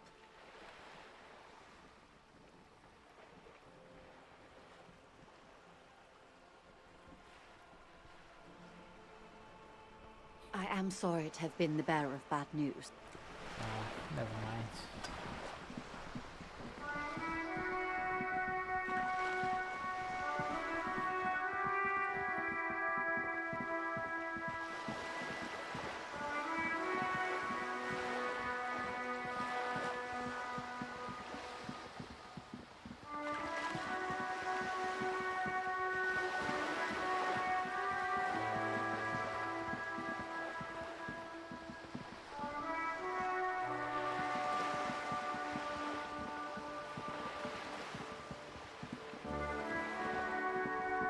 I really don't understand what this boy is supposed to be.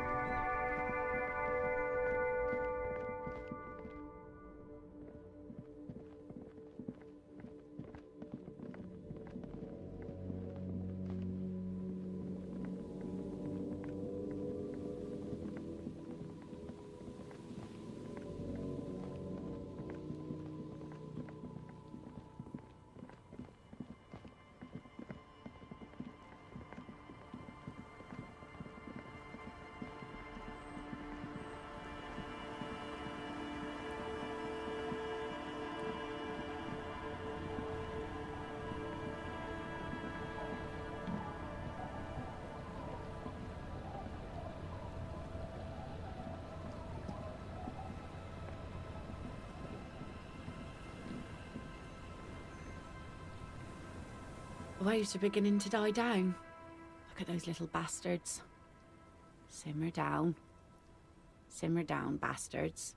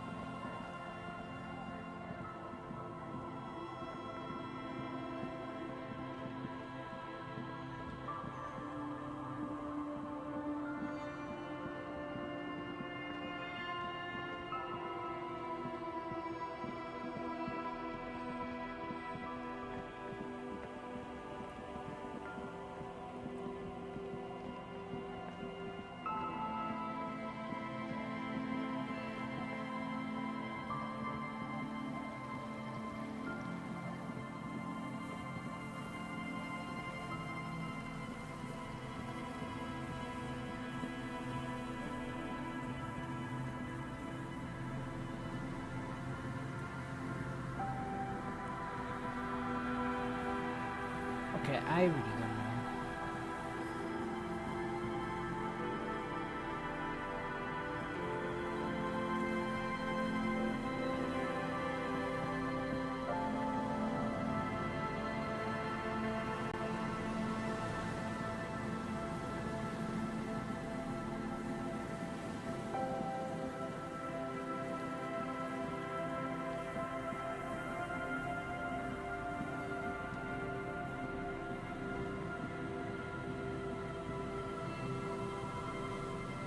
There's some tear, an empty cigarette package, and a crumpled kebab wrapper in.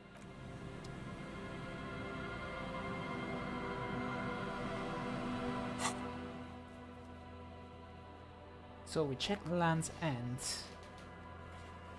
The island, I have no idea how to reach it. But where's the bulwark? I thought this was the bulwark.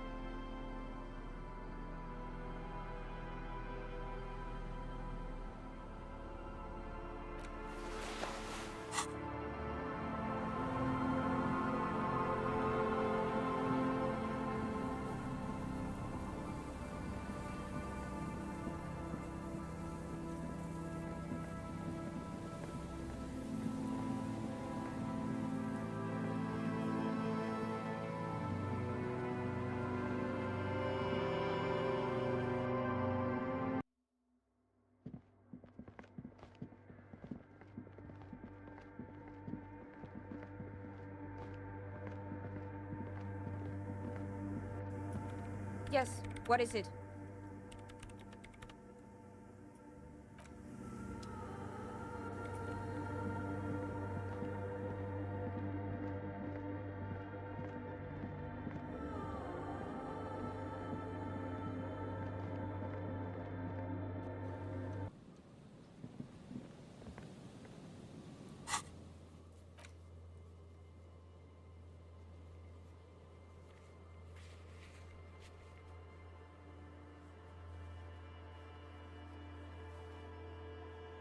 How do I get to the Isola here? I really have no idea.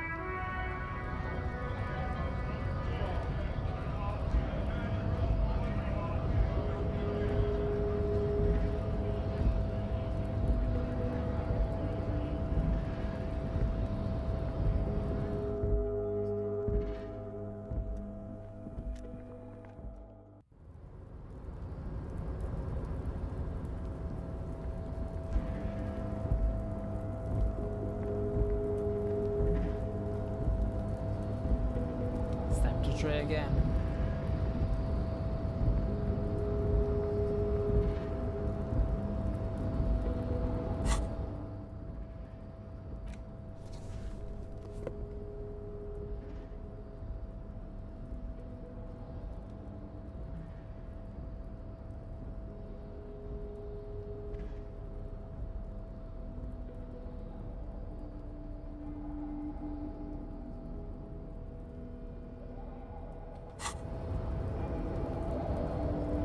You're back before the cargo container. Its draw has not lessened since you were last here. If anything, it seems to have grown slightly.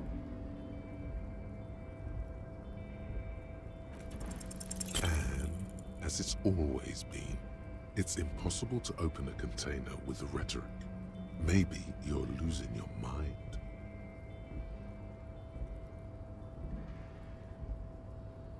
Man.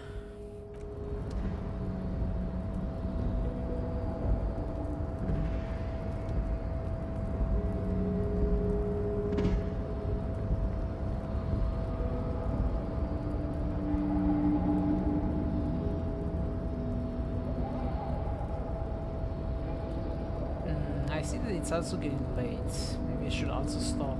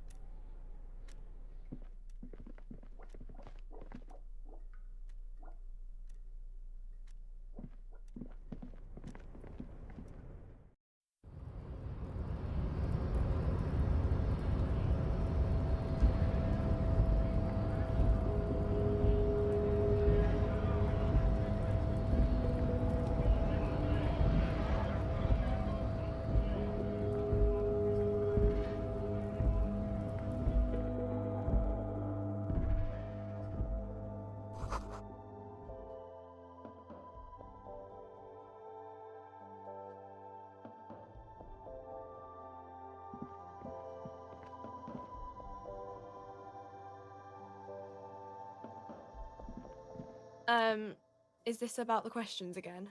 Because I don't really know anything. A warehouse? I don't know. Maybe. She looks up from under her brow. Fine. For it doesn't have a warehouse. Just a little back room here. Okay?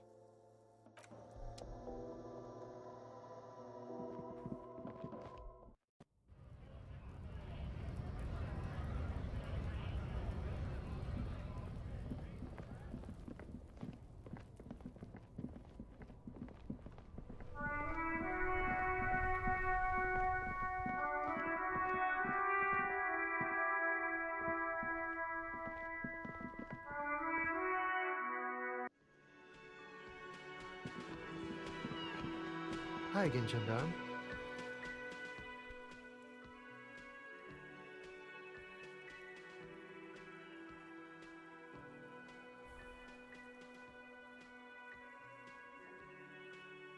Oh yes, let's see. He knocked on my door. Sure. Admiring the atmosphere. What about you, officer? Well, here's to you. Bye-bye, gendarme. Nah, that's nothing. Ah, shit.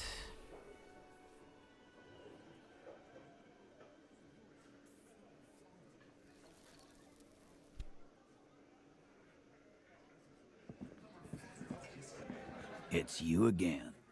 What is it?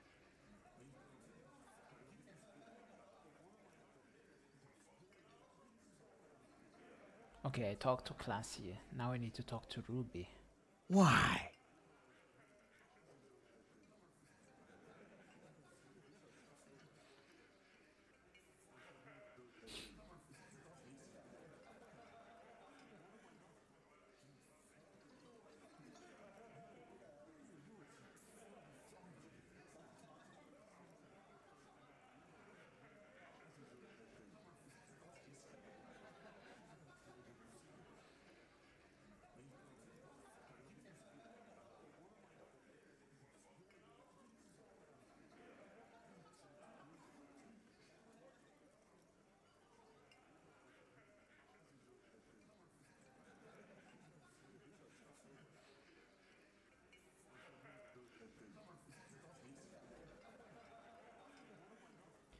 I'm going to level with you. She's the next link in the chain that leads me to Lily's killer.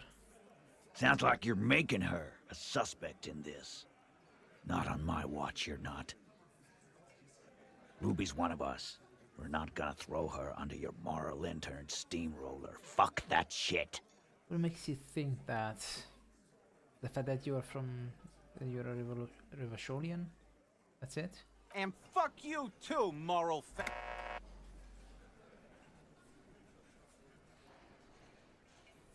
Ruby is missing. If you hide from the police in a murder investigation, you become a suspect. You know how it works, guys.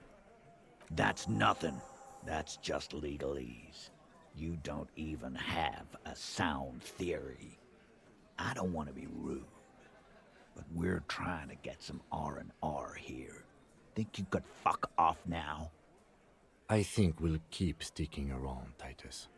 You'll be surprised at how quickly a theory presents itself if you keep looking. From the corner of your eye, you see a little bird fly into the bush, right behind the window, behind Titus's back.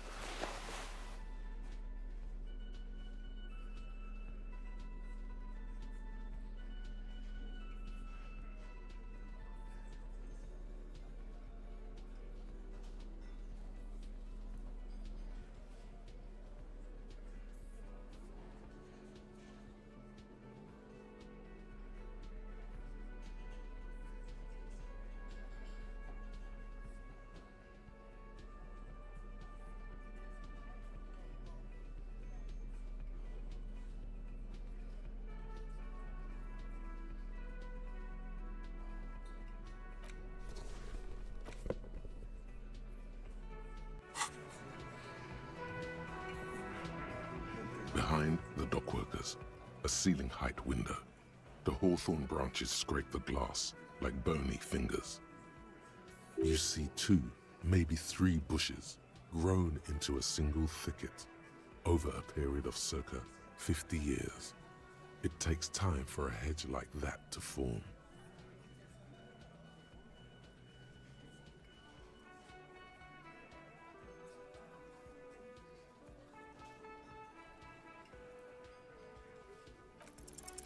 There's a yellow ribbon tied to one of the branches, light yellow, faded with time. A tiny splash of color in the blackness of the thicket, hanging from it, a bronze key. Yes.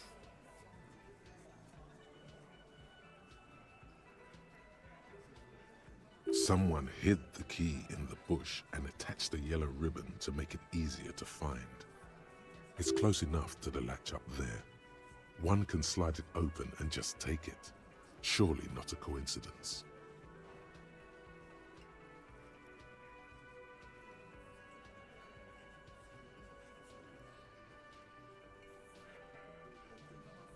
Huh?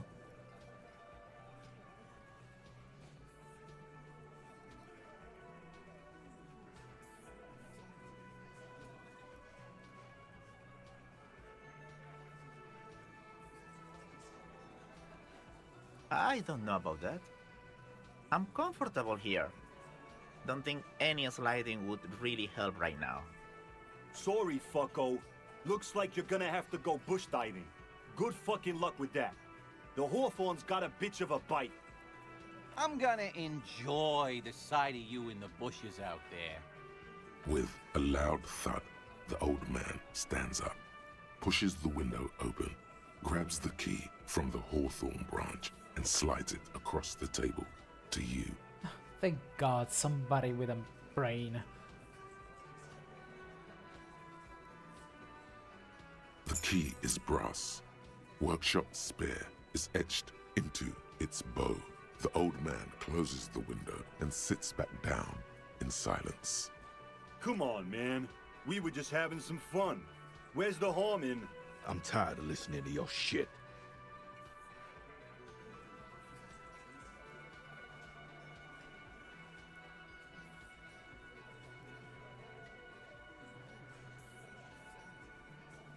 Don't thank me. I don't give two shits about your key. Didn't even know it was there. Boys. No idea. Never even seen it. Someone must have hidden it there before this room became our place. It could open the door in the kitchen. The blue door. It says workshop spare. Maybe there's a workshop there? It's worth a try.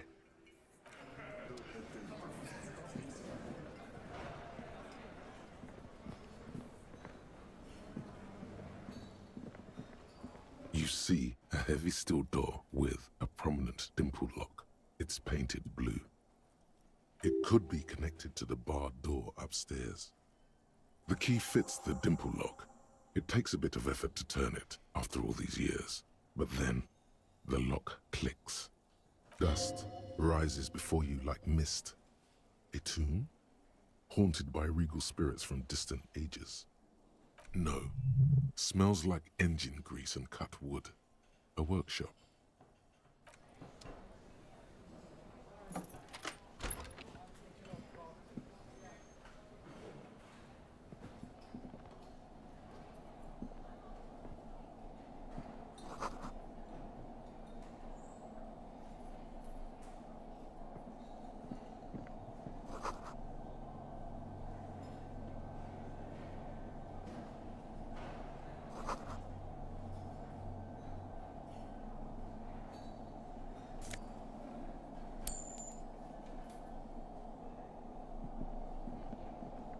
Over there, in the corner.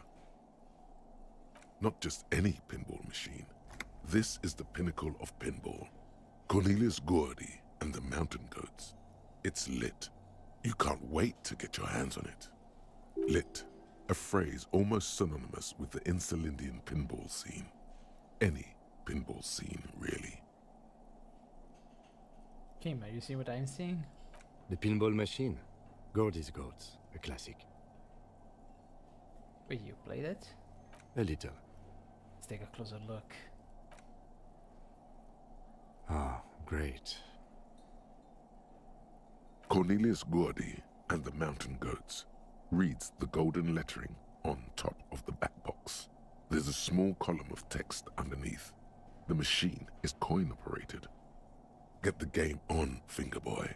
Those flippers are ready. Hold on.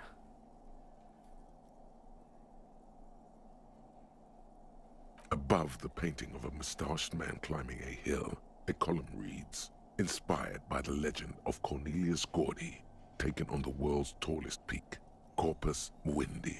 The Mesk legend holds that when the nation is in danger, heroic Gordy shall return and save his people. The theme of the game is to explore Gordy's climb through the perspective of goats and to ascend to the top of the mountain in a time of trouble. The peak of the mountain is at the top of the playfield. All the balls have small goat icons on them and represent the goats as they race up and down the mountain. Areas around the playfield represent Gordy's climb, places he was said to have camped, which the goats can discover. Get them to the summit.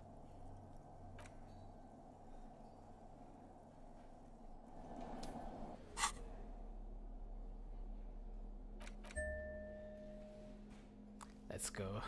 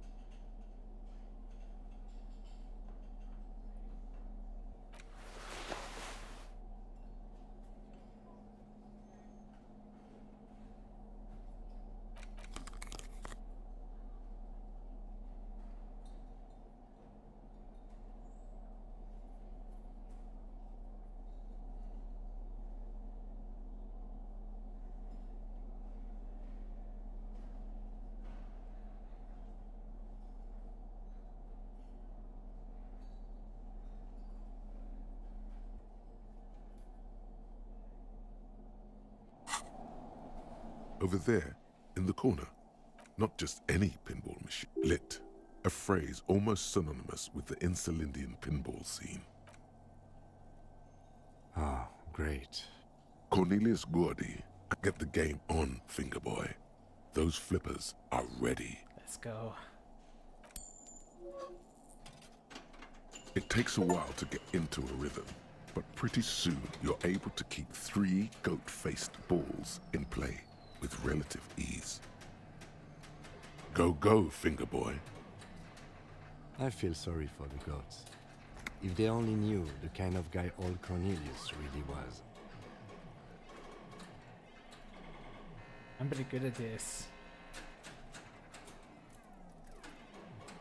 No, what kind of guy was he then? The kind of a guy who uses the word savages a lot when recounting his travels. A masked nationalist. A racist mountaineer? An avid huntsman too. He was often photographed in his dining hall, surrounded by wall-mounted hunting trophies from every continent.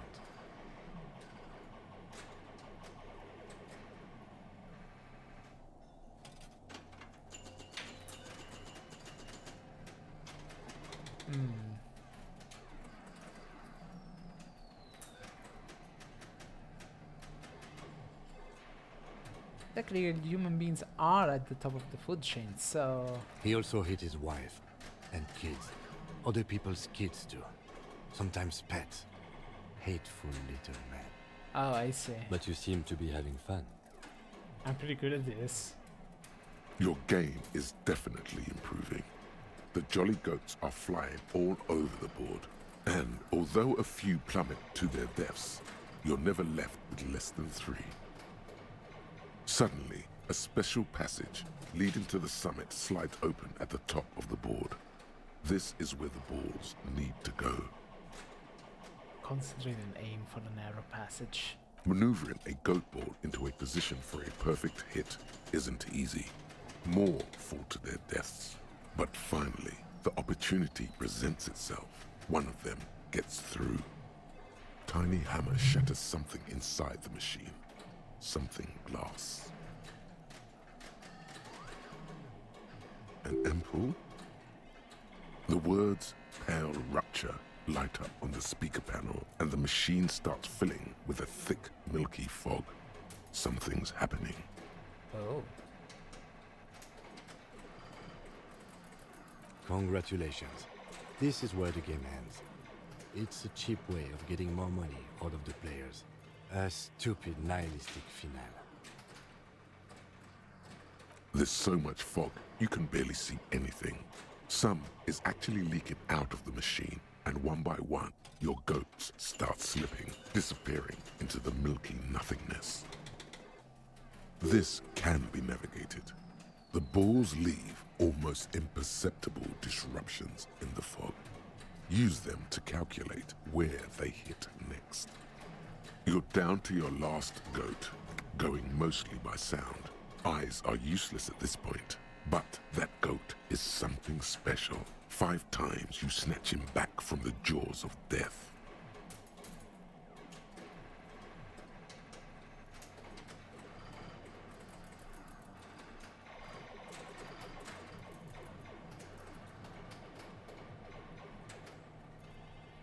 It's difficult,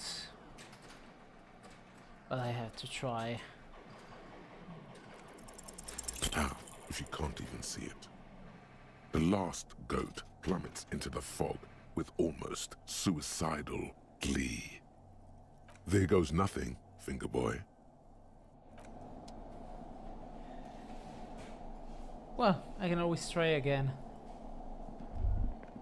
All these mesmerizing machines, just waiting to be plugged back in and played. Feels like it might jump back to life any moment, the lights illuminating the white-robed woman.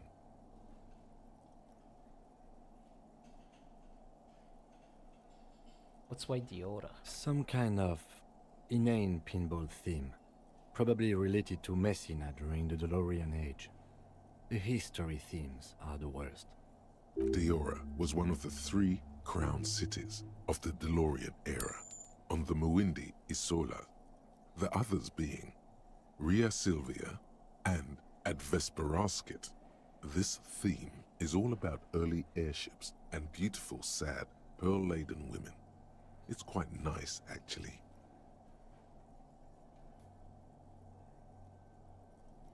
The lieutenant grimaces, looking at the machines. Sounds like you don't enjoy pinball, Kim. No, I love it. I love pinball. Who doesn't love pinball? Let's move on. He doesn't.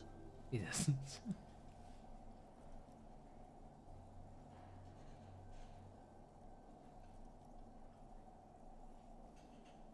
What about that other one, the Franco-Nigerian ball? Wanna play that? No. Well, we fire one of these bad boys up and play some ball. You can't fire them up. They are broken. Only that one machine in the main hall works. The Royalist pinball.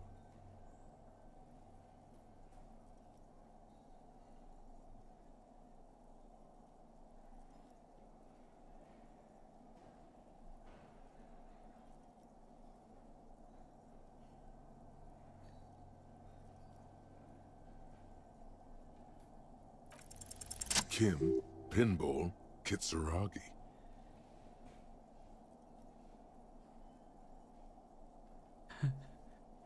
Kim Pinball Kitsuragi, aka Kimball. Exactly. That's what he's known as. His reputation precedes him.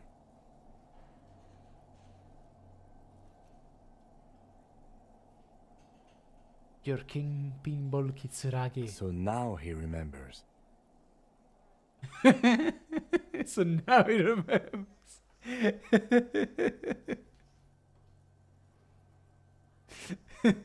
This guy having amnesia, and what he decides to remember, this.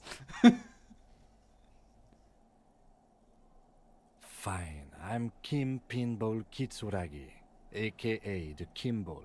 You remembered. Congratulations.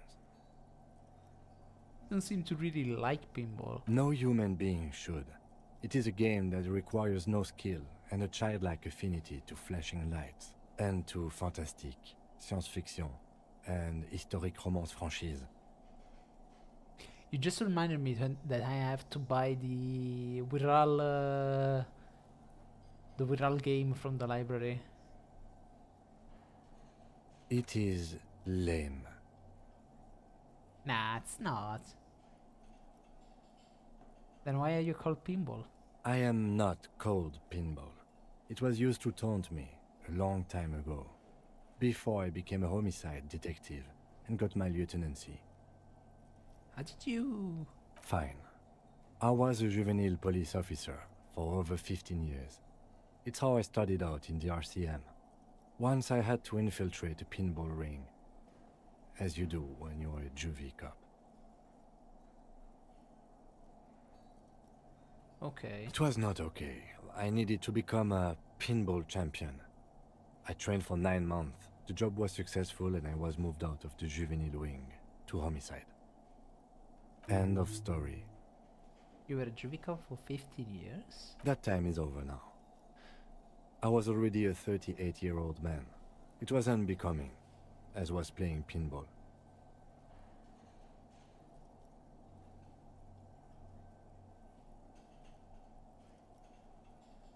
Wait, so that's why you didn't talk to Kuna? It's best if you handle the juvenile delinquents.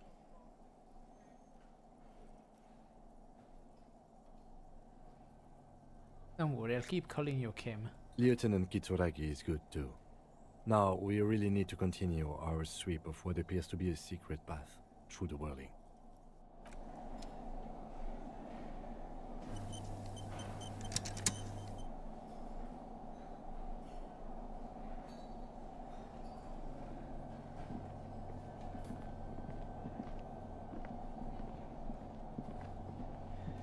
This small elevator is dimly lit by a bulb that's been glowing for ages. The latticed cage is open, inviting you to step inside.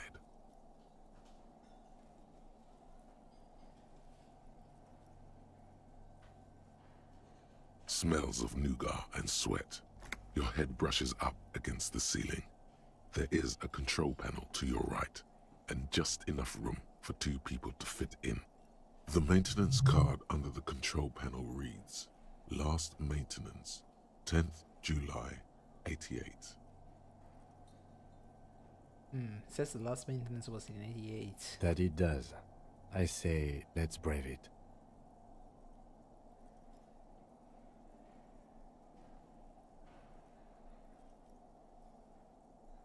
'88. This elevator was maintained a long time ago. At the end of the last century. Look on the bright side. If it fails, we will only sustain minor injuries. I'm talking 3, maybe 4 months in the hospital. Maximum 5. It appears his whole enthusiasm is sarcastic. I wonder what this elevator was used for. Seems like a small freight elevator for transporting machinery. For that, it's pretty quaint.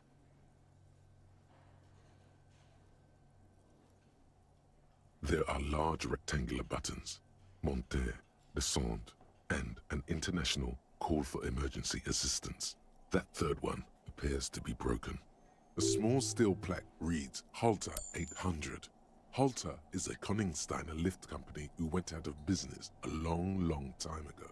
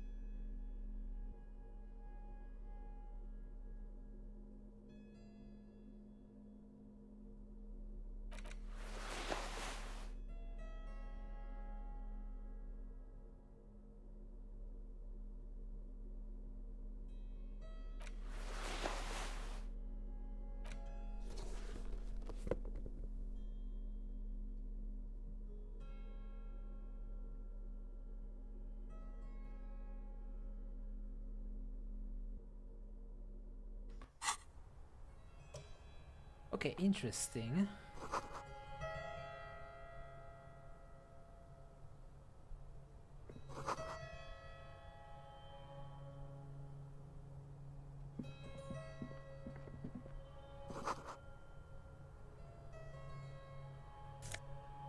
Ooh.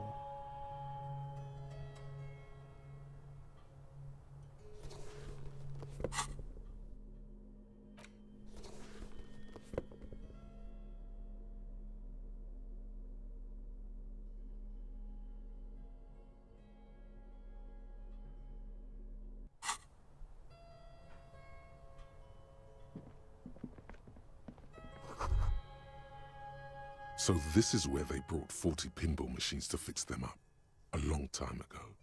Everything is covered with dust now. The lieutenant looks around the dusty, crowded room, inspecting the tools on the shelf. It used to be a pinball workshop. Looks like it. I'm guessing Martinez North 22 used to be a pinball arcade before it became a hostel? There are machines left over. A creak.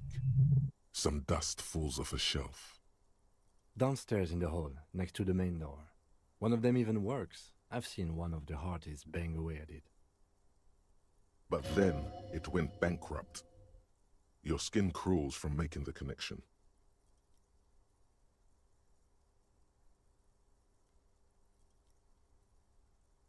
Could this mean the Wheeling and Rags really is part of the doomed commercial area? If that's true, then our cafeteria manager is not going to like it. We should tell him what we found up here, omitting that suspicion. He does not appear to be the kind of man who likes his establishment to be part of a neighborhood ghost story about bankruptcy. Stupid superstition. But still, it would be interesting to see what the cafeteria manager thinks of this. Looks like they gave up on fixing the pinball machine at some point. At some point, 20 years ago, 15 maybe, before pinball went out of vogue.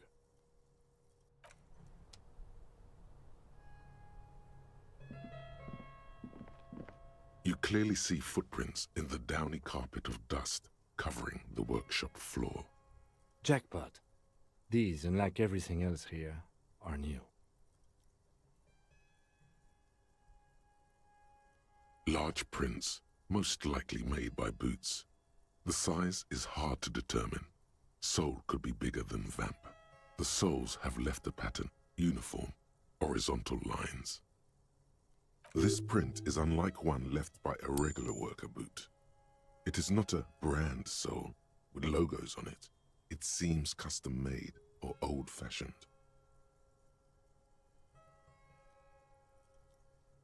This print doesn't look like the old soul print we found at the hanging camp. The size looks about the same, actually.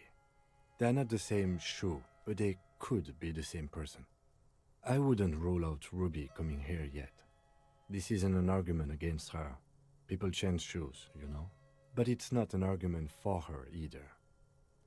This doesn't look like the workers put from the hanging, does it? No. These little horizontal lines are different. They look custom-made to me. Or some kind of foreign print. Hard to say. Still a boot, though. Everything around you is quiet. The prints crisscross the workshop floor. Someone must be here within the last week or two. 3 weeks maximum, from the dust coverage. It could easily have been 1 week too. You know, officer. This is so good it makes him forget the whole Kimball memory. This isn't bad at all. It was a good idea to see where that door leads. Commendable work bringing us to this place.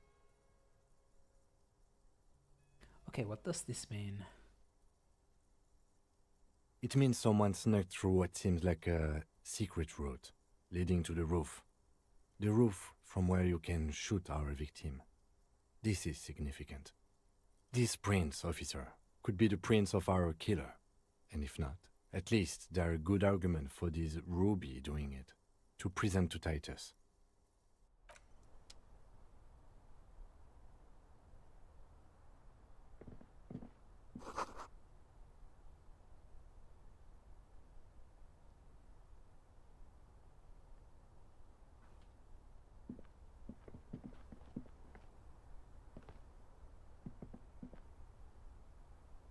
Oh.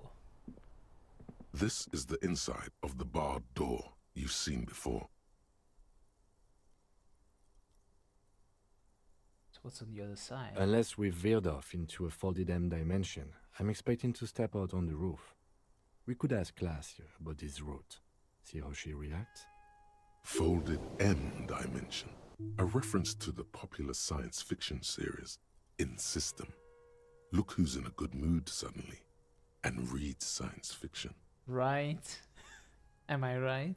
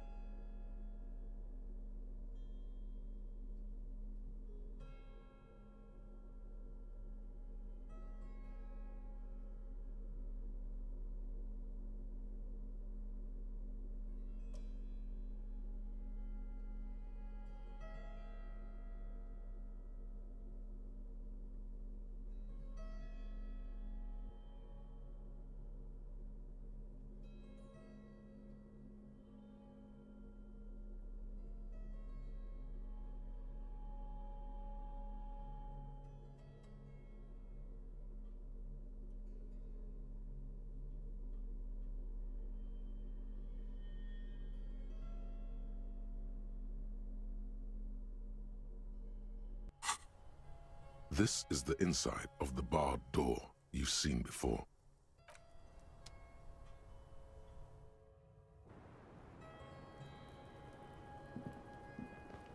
Officer, it's a fine day for questions.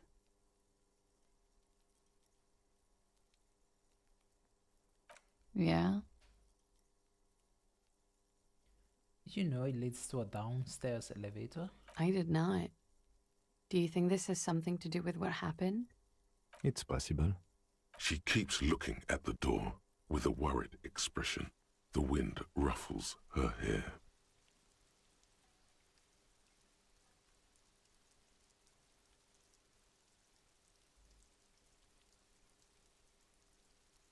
There were tracks on the floor. They're recent. Huh. This isn't good. She's straight as a stick, suddenly. There's a peephole on the other side. Look into your bedroom. A peephole? You mean like a hole in the wall? Yes, looking into your bedroom, miss. Okay. A jitter of fear and disgust moves through her body, beginning from her shoulders and ending in her hips. The cigarette tastes foul to her now. Do you think this is somehow connected to me? It could be connected. Okay. Do you have any way of knowing how long it has been there? Unfortunately, no. But if I were to guess, long enough. The perforation is under the bookshelf on your wall. It should not be hard to cover with some tape. If it is recent, who do you think made it? Shit. I don't know. Maybe it's been there for a long time. Maybe the local kids use it or something. I don't know. She does. She must have some idea. I'll be fucking covering it up with a lot of tape, that's for sure. Was there anything else back there? You must have some idea who might have been interested in making that hole. Honestly, I have no clue. Yet, maybe it's something she's keeping for a later move, when she's more sure of herself. So it's an old pinball workshop. Okay. I'm glad someone's had fun.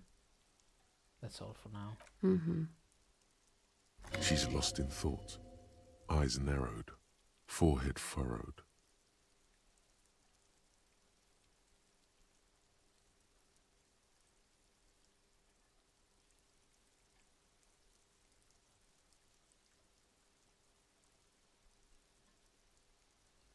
All right.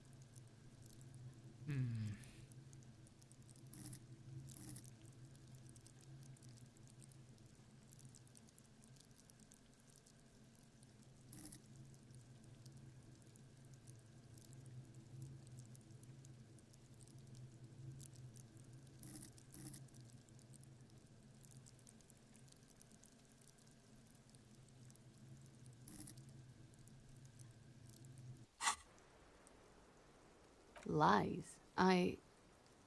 Yes, we demand she be punished for deceiving us. We demand her anxiety. We demand her fear. What if I told you you're under arrest, Miss Aranie Discodenza? But I haven't done anything. Anything illegal. Failure to aid a police investigation. She purposefully misrepresented information crucial to the case. That's right, gang. Stern and merciless now. Stern and merciless as we reel her in.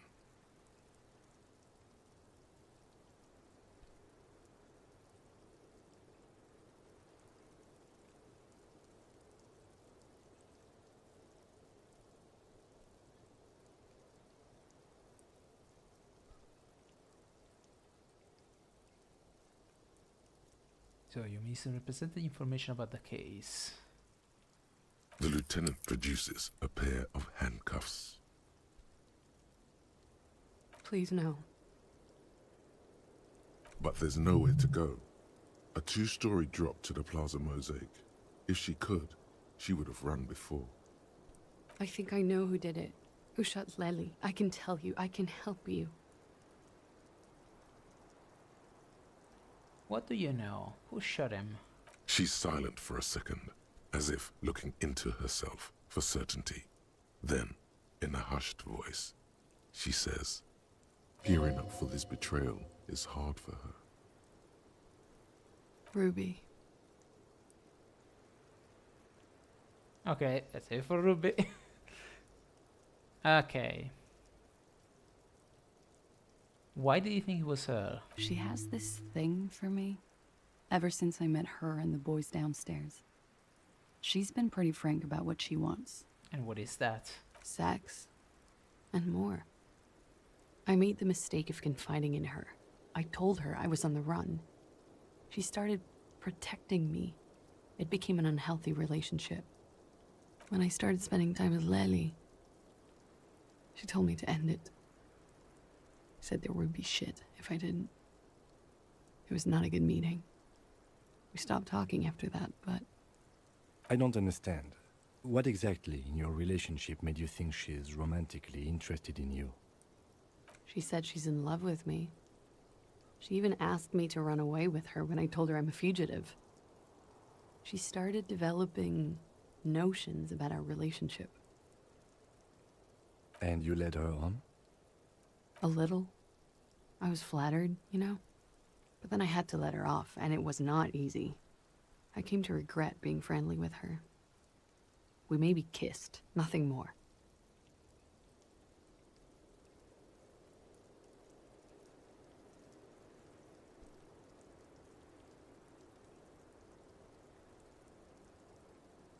Sounds like she was fixated on you. This is just an assumption. I know what it sounds like. That's why I didn't want to tell you before. But she knew what had happened when I came downstairs. Somehow, she knew Lely was dead. She wasn't surprised at all. When we came up here, she was calm as a stone, too. She cleaned it all up like she had a plan. This is a familiar theory. You had it too, remember? Could it be that Ruby was covering up after herself? The lynching? I see.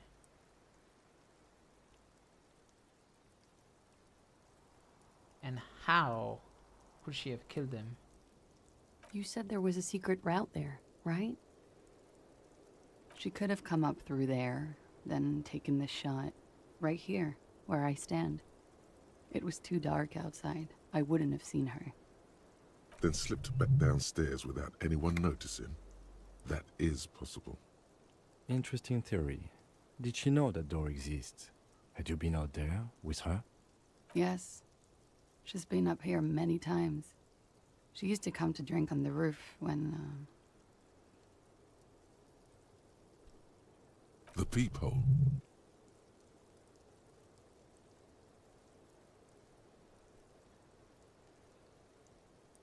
Think about the people, right? She would have seen us. My bed is right next to... You mean to suggest she made it? No. No. Why would she do that to herself? No, I just remembered you told me about it, and...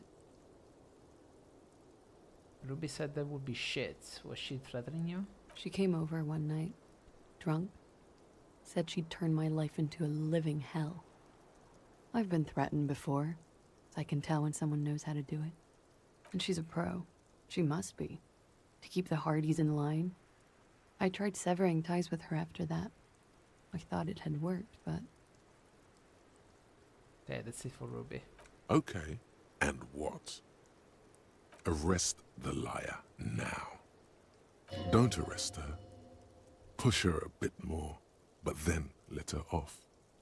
That Ruby theory was solid. And she's beautiful. She's stuck here. She's already in prison. Look around. She's only trying to help you.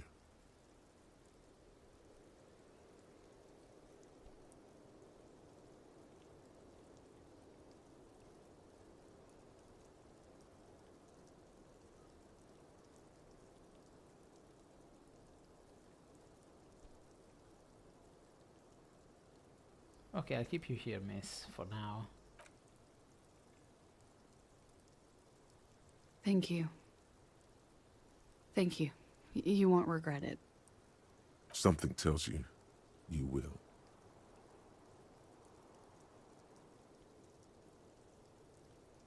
Let's talk about you and Ruby again. She nods, then nervously pulls on her cigarette.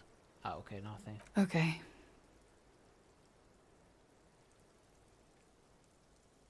She slowly lights another cigarette and steadies her breath, as if in the presence of some tiger.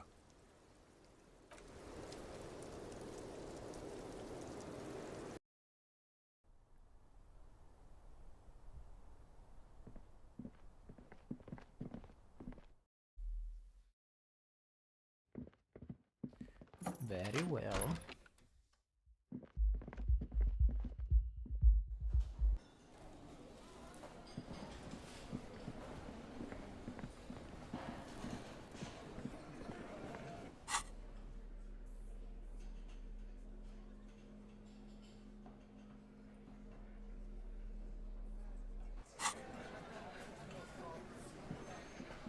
It's you again. What is it?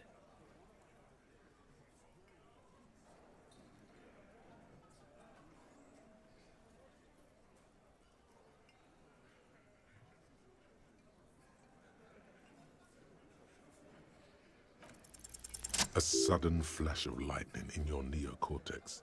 The hostel cafeteria is lit by its airy blaze. Floor plans, bullet trajectories, webs of human emotion, all channeled into a single thought. Why are you so sure Ruby didn't off him? Because she was here, all night, with us. He's cobbling together shit so he can put her away. It's Cop 101. She was here all night? 11:30 to 12:15? She was here during all that time? Yeah, with us, drinking, near the stage there.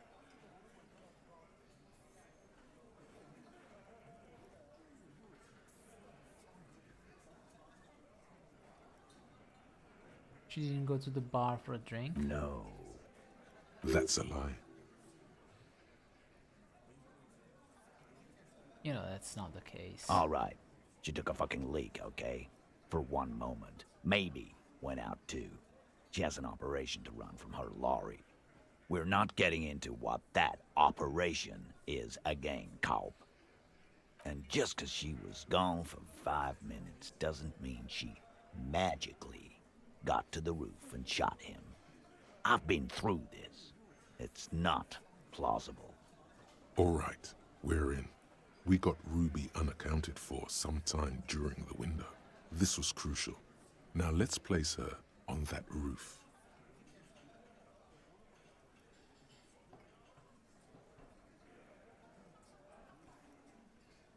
You do agree the shot came from the roof, right? Why not? You can't draw a straight line into Clausia's window from any of the surrounding buildings. Not from what I know about Martinez. Maybe from the coast. But like I said, I've been too busy dealing with you idiots. So no, I don't think it was a sniper. It was close up. There's 72% chance that the bullet came from the roof. 72%. There's a percentage and all. Where'd you get it from? Your guys in the lab? Definitely lie. The truth is not credible.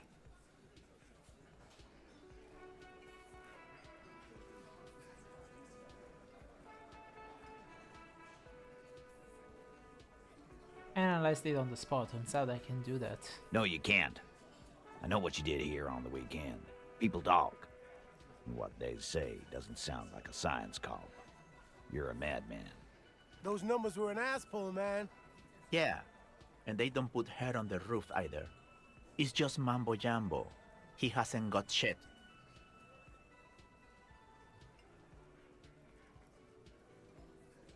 There is a secret route in the kitchen that leads straight to the roof. How? Through what looks like an abandoned pinball workshop. People say there was a pinball arcade here, sometime before the hostel. What was it called, Theo? East Delta Pinball Arcade. Weird place. Went bankrupt.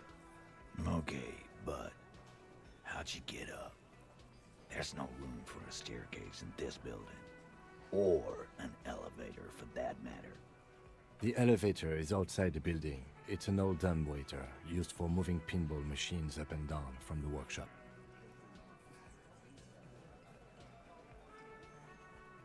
From there, a door leads straight to the roof. You can just step outside. Ruby could have gone up, shot him, come down. All under 7 minutes. That's quite the theory. We need to have a look at that secret passage, boys. I'm on it, boss. Right when the law clears, me and Angus are going up there. It's a dumbwaiter, not an industrial lift. How about I go instead of... Just now. You got something else to back this route up? Or is that it?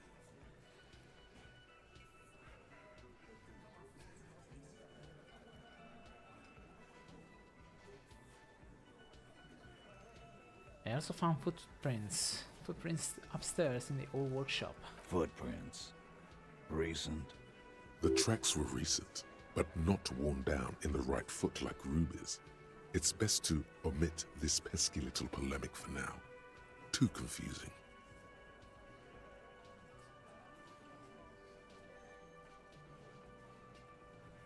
Recent. What else could you make out? How recent? What size? They were about a week or two old. That close, huh? How fortunate. I'll take a thorough look at those prints myself before I believe that call. Good news is, I'm still listening.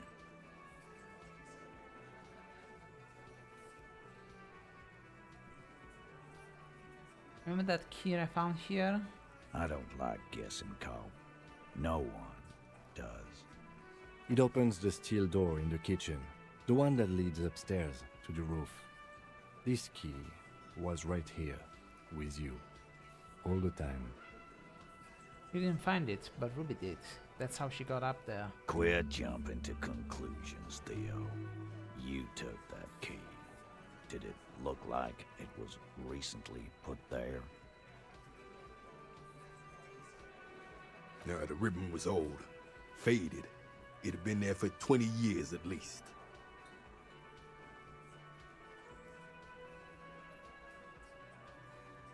She would just put it back there once she was done. Why? This doesn't make sense.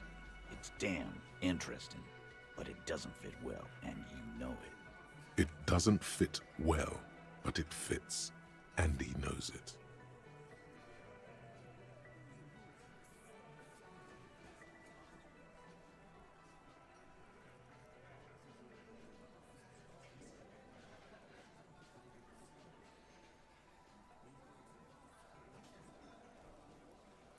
I don't know what a winch is. I've seen the winch.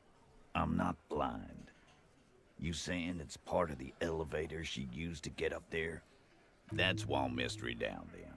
An architectural mystery. Doesn't much concern Ruby, does it?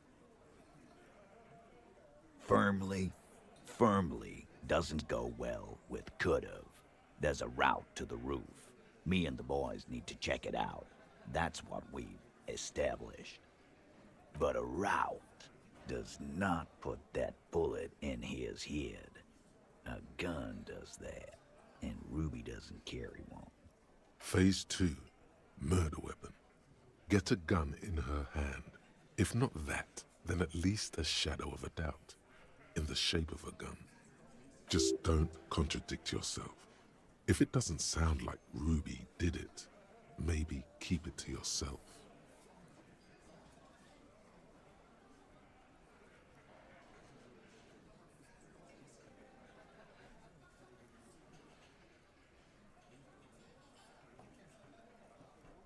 The local pawn shop. No, wait.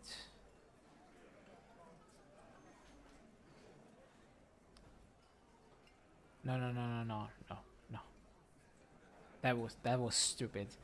I can show my lost gun to a woman. Yeah, but I came here after the murder. So no. There are weapons like this just lying around in Martinez. That looks antique. A Belle McGrave. It's inoperable. Where'd you get it? There's a cellar under the bookshop. It was hidden there, with others just like it. 20, maybe 30 rifles, Titus. Also broken, but still, there were too many. And there must be other caches too. God damn it. We need to close that dump down for good. Okay, I see your point. There are guns lying around. Damn it. I thought we'd found all the old spots. Why was that still there? We just missed one. Ruby doesn't know this place, boss. Just these cops digging up shit.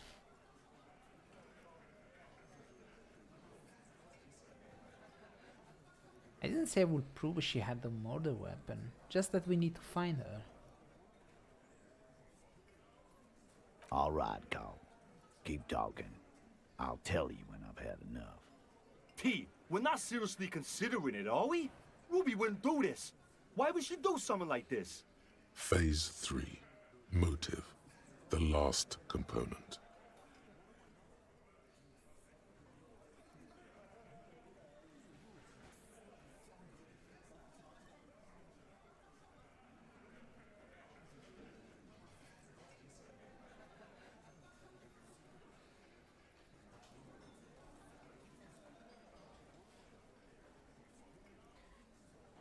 It's not why did she kill him, it's why did she organize the cover-up?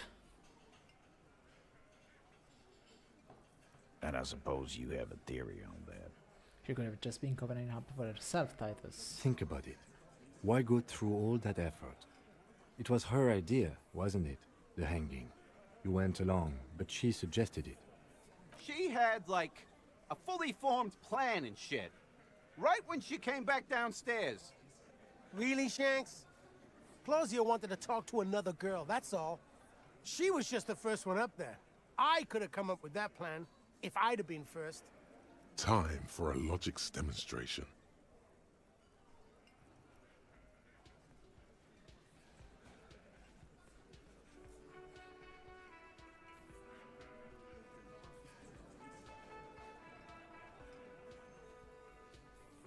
Eugene, let's assume you killed him. He scoffs. Think. You kill him. Get up there, shoot him. Get down. Would you prefer to go on a trial with your friends as part of a lynch mob, or alone for committing murder? The man is silent. If she used us to cover her own shit up, well, that's a serious violation of the Hardy Code, boss. Which is why she didn't. She would never do that. Why aren't more of you defending her? This is fucking stupid, Titus. Glenn, I thought the same thing when she skipped town and left us in this shit. Oh, so he didn't rule her out completely. And she's skipped town. This is good.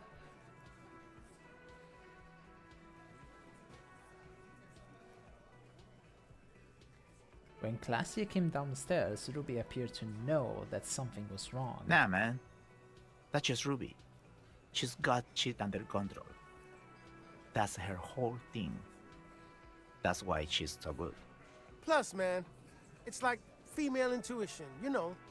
Women talk to women. Which is sort of why we need someone on the team who they talk to. Eugene wants a woman on the team so they can do their job. That must be hard. Half of Martinez is female.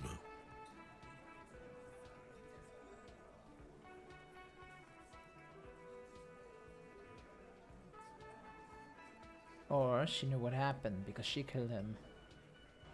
Not so useful. Classy told me some pretty interesting things about Ruby. Yeah, like what? Apparently she had a thing for Classy. A thing? You mean? Behind his squinting eyes, dominoes are falling. Fast. It's all beginning to make sense to him now. Yeah, but they're both girls. Oh, Angus. You sweet summer child. Girls like girls too, Angus, sometimes. This is one of those times. She liked Glacier.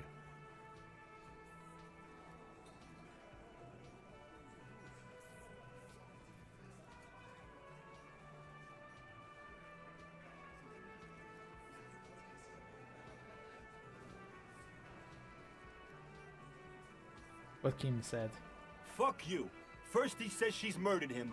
Now she's a too? It's a lie. Come on, Glenn. She likes Monica's titties more than you do. Everyone knows which way the wind blows there. I did. I knew it. That's why she didn't fuck me at Fatty's birthday party. She didn't fuck you, 'cause you're 40 and you still live with your mom, Dennis.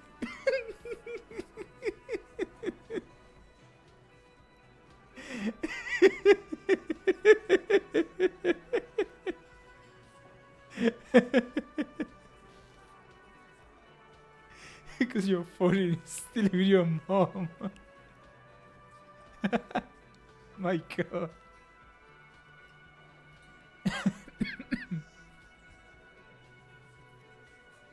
That's embarrassing, my man.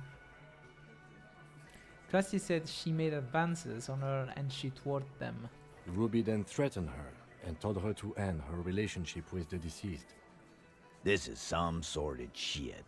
It's also the kind of garbage our Miss Aronier puts out to cover her own ass. Sort of, but he doesn't have to know that.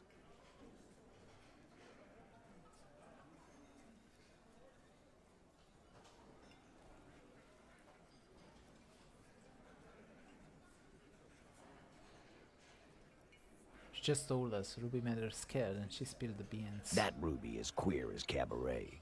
Now that I start thinking about it, I don't know why I didn't see it earlier.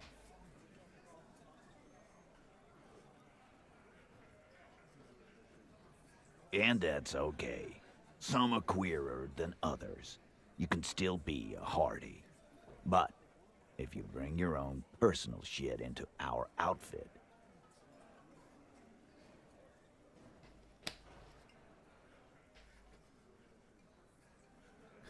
Are you glancing at Glenn? What did Glenn do? And then, boss, use us to cover it up? I mean, that's just fucked up. If it's true. But it's not, right?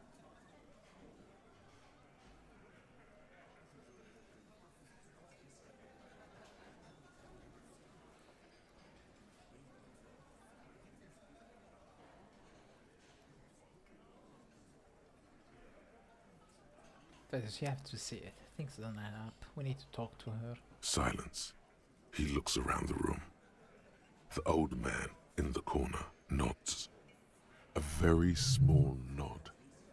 And a trickle of tobacco spit on his lip. This is the only option he cares for.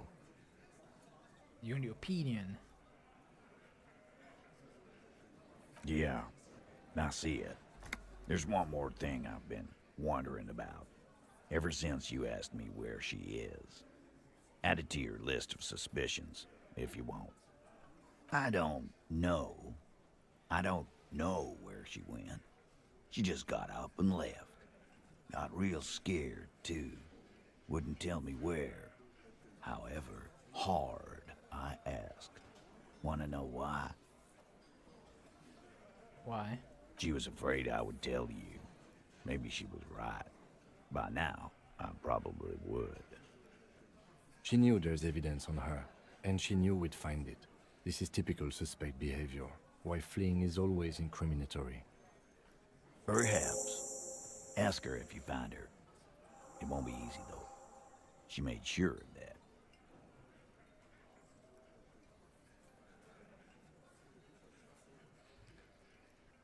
When did she leave? Friday afternoon, when you first arrived. I got word the RCM was in town. Then she came in to see me. Told me she was leaving.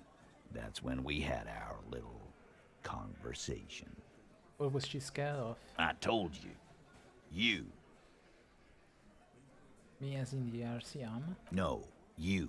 As in the cop with the sideburns and the disco clothes.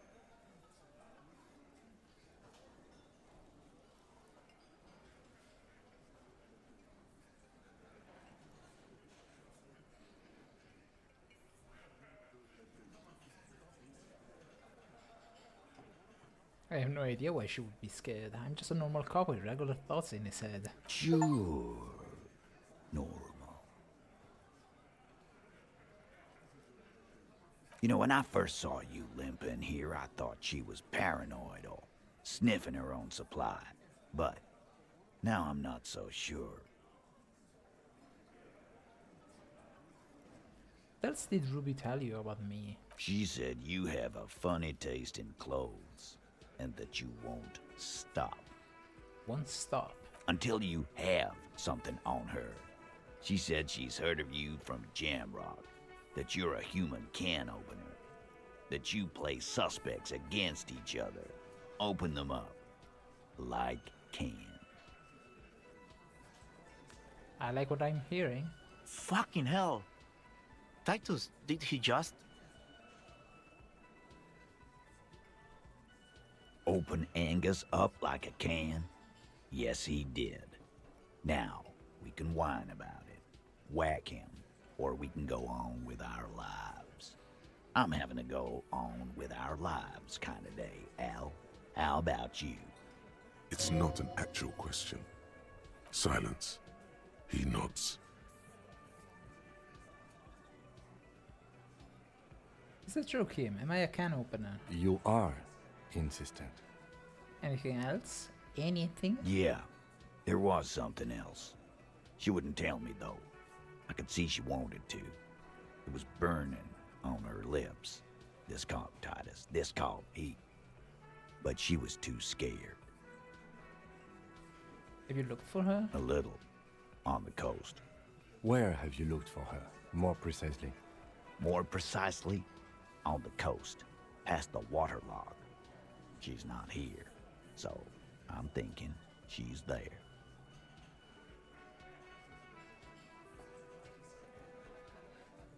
Do you have any clues on where Ruby went? She's not far.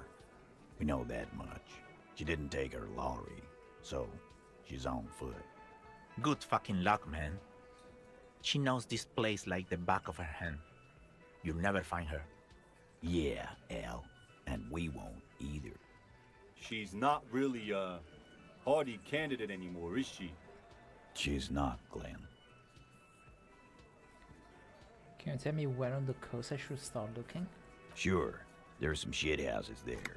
A cinder block town. Fisherfolk there refuse to unionize. So, that's one place we haven't looked. I hear they have a shack where junkies sometimes crash. Time for you to step up. We will start there. One more question. What does Ruby look like? Boyish. Hair's red. Dyed. She looks like a lorry man. Do you know what she's doing with Ulan frequencies? The what now? I have no idea. Boys? She said she's building a pale emitter. What? We were talking about radio equipment. She said she's doing Ulan frequencies at a Hail something. I don't know more. This guy barely understands what he's talking about. There you have it. Hail something. It's not much, but I do. But it would do. Oh, it'll have to. Shake it. His grip is firm and reassuring, like holding a piece of unpolished granite. Not just granite, tightly packed RCM Sergeant material.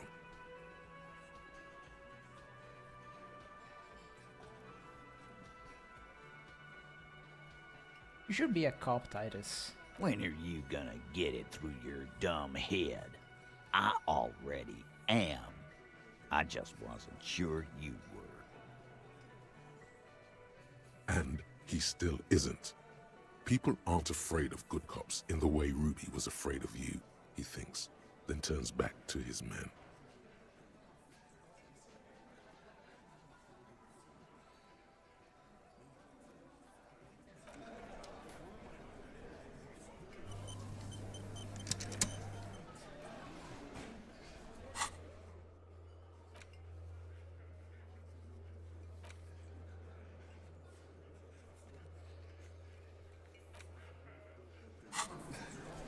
Okay, I think we can end this here.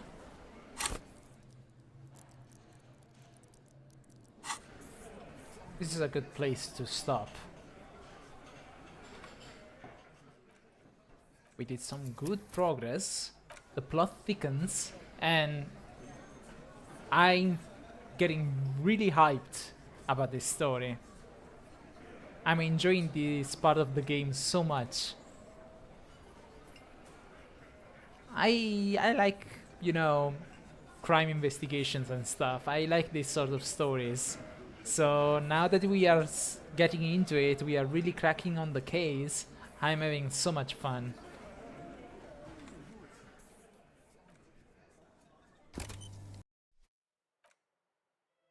So, it is getting a bit late. I think I will stop now. Thank you very much for watching. I'm going to continue this playthrough on Sunday. So, if you wanna join me, feel welcome. And if you want, you can also subscribe in order to be updated on any other activities. And if you want to check my streaming schedule, usually I post it on my community tab on the channel. So, thank you very much for watching, and I guess I'll see you next time. See you.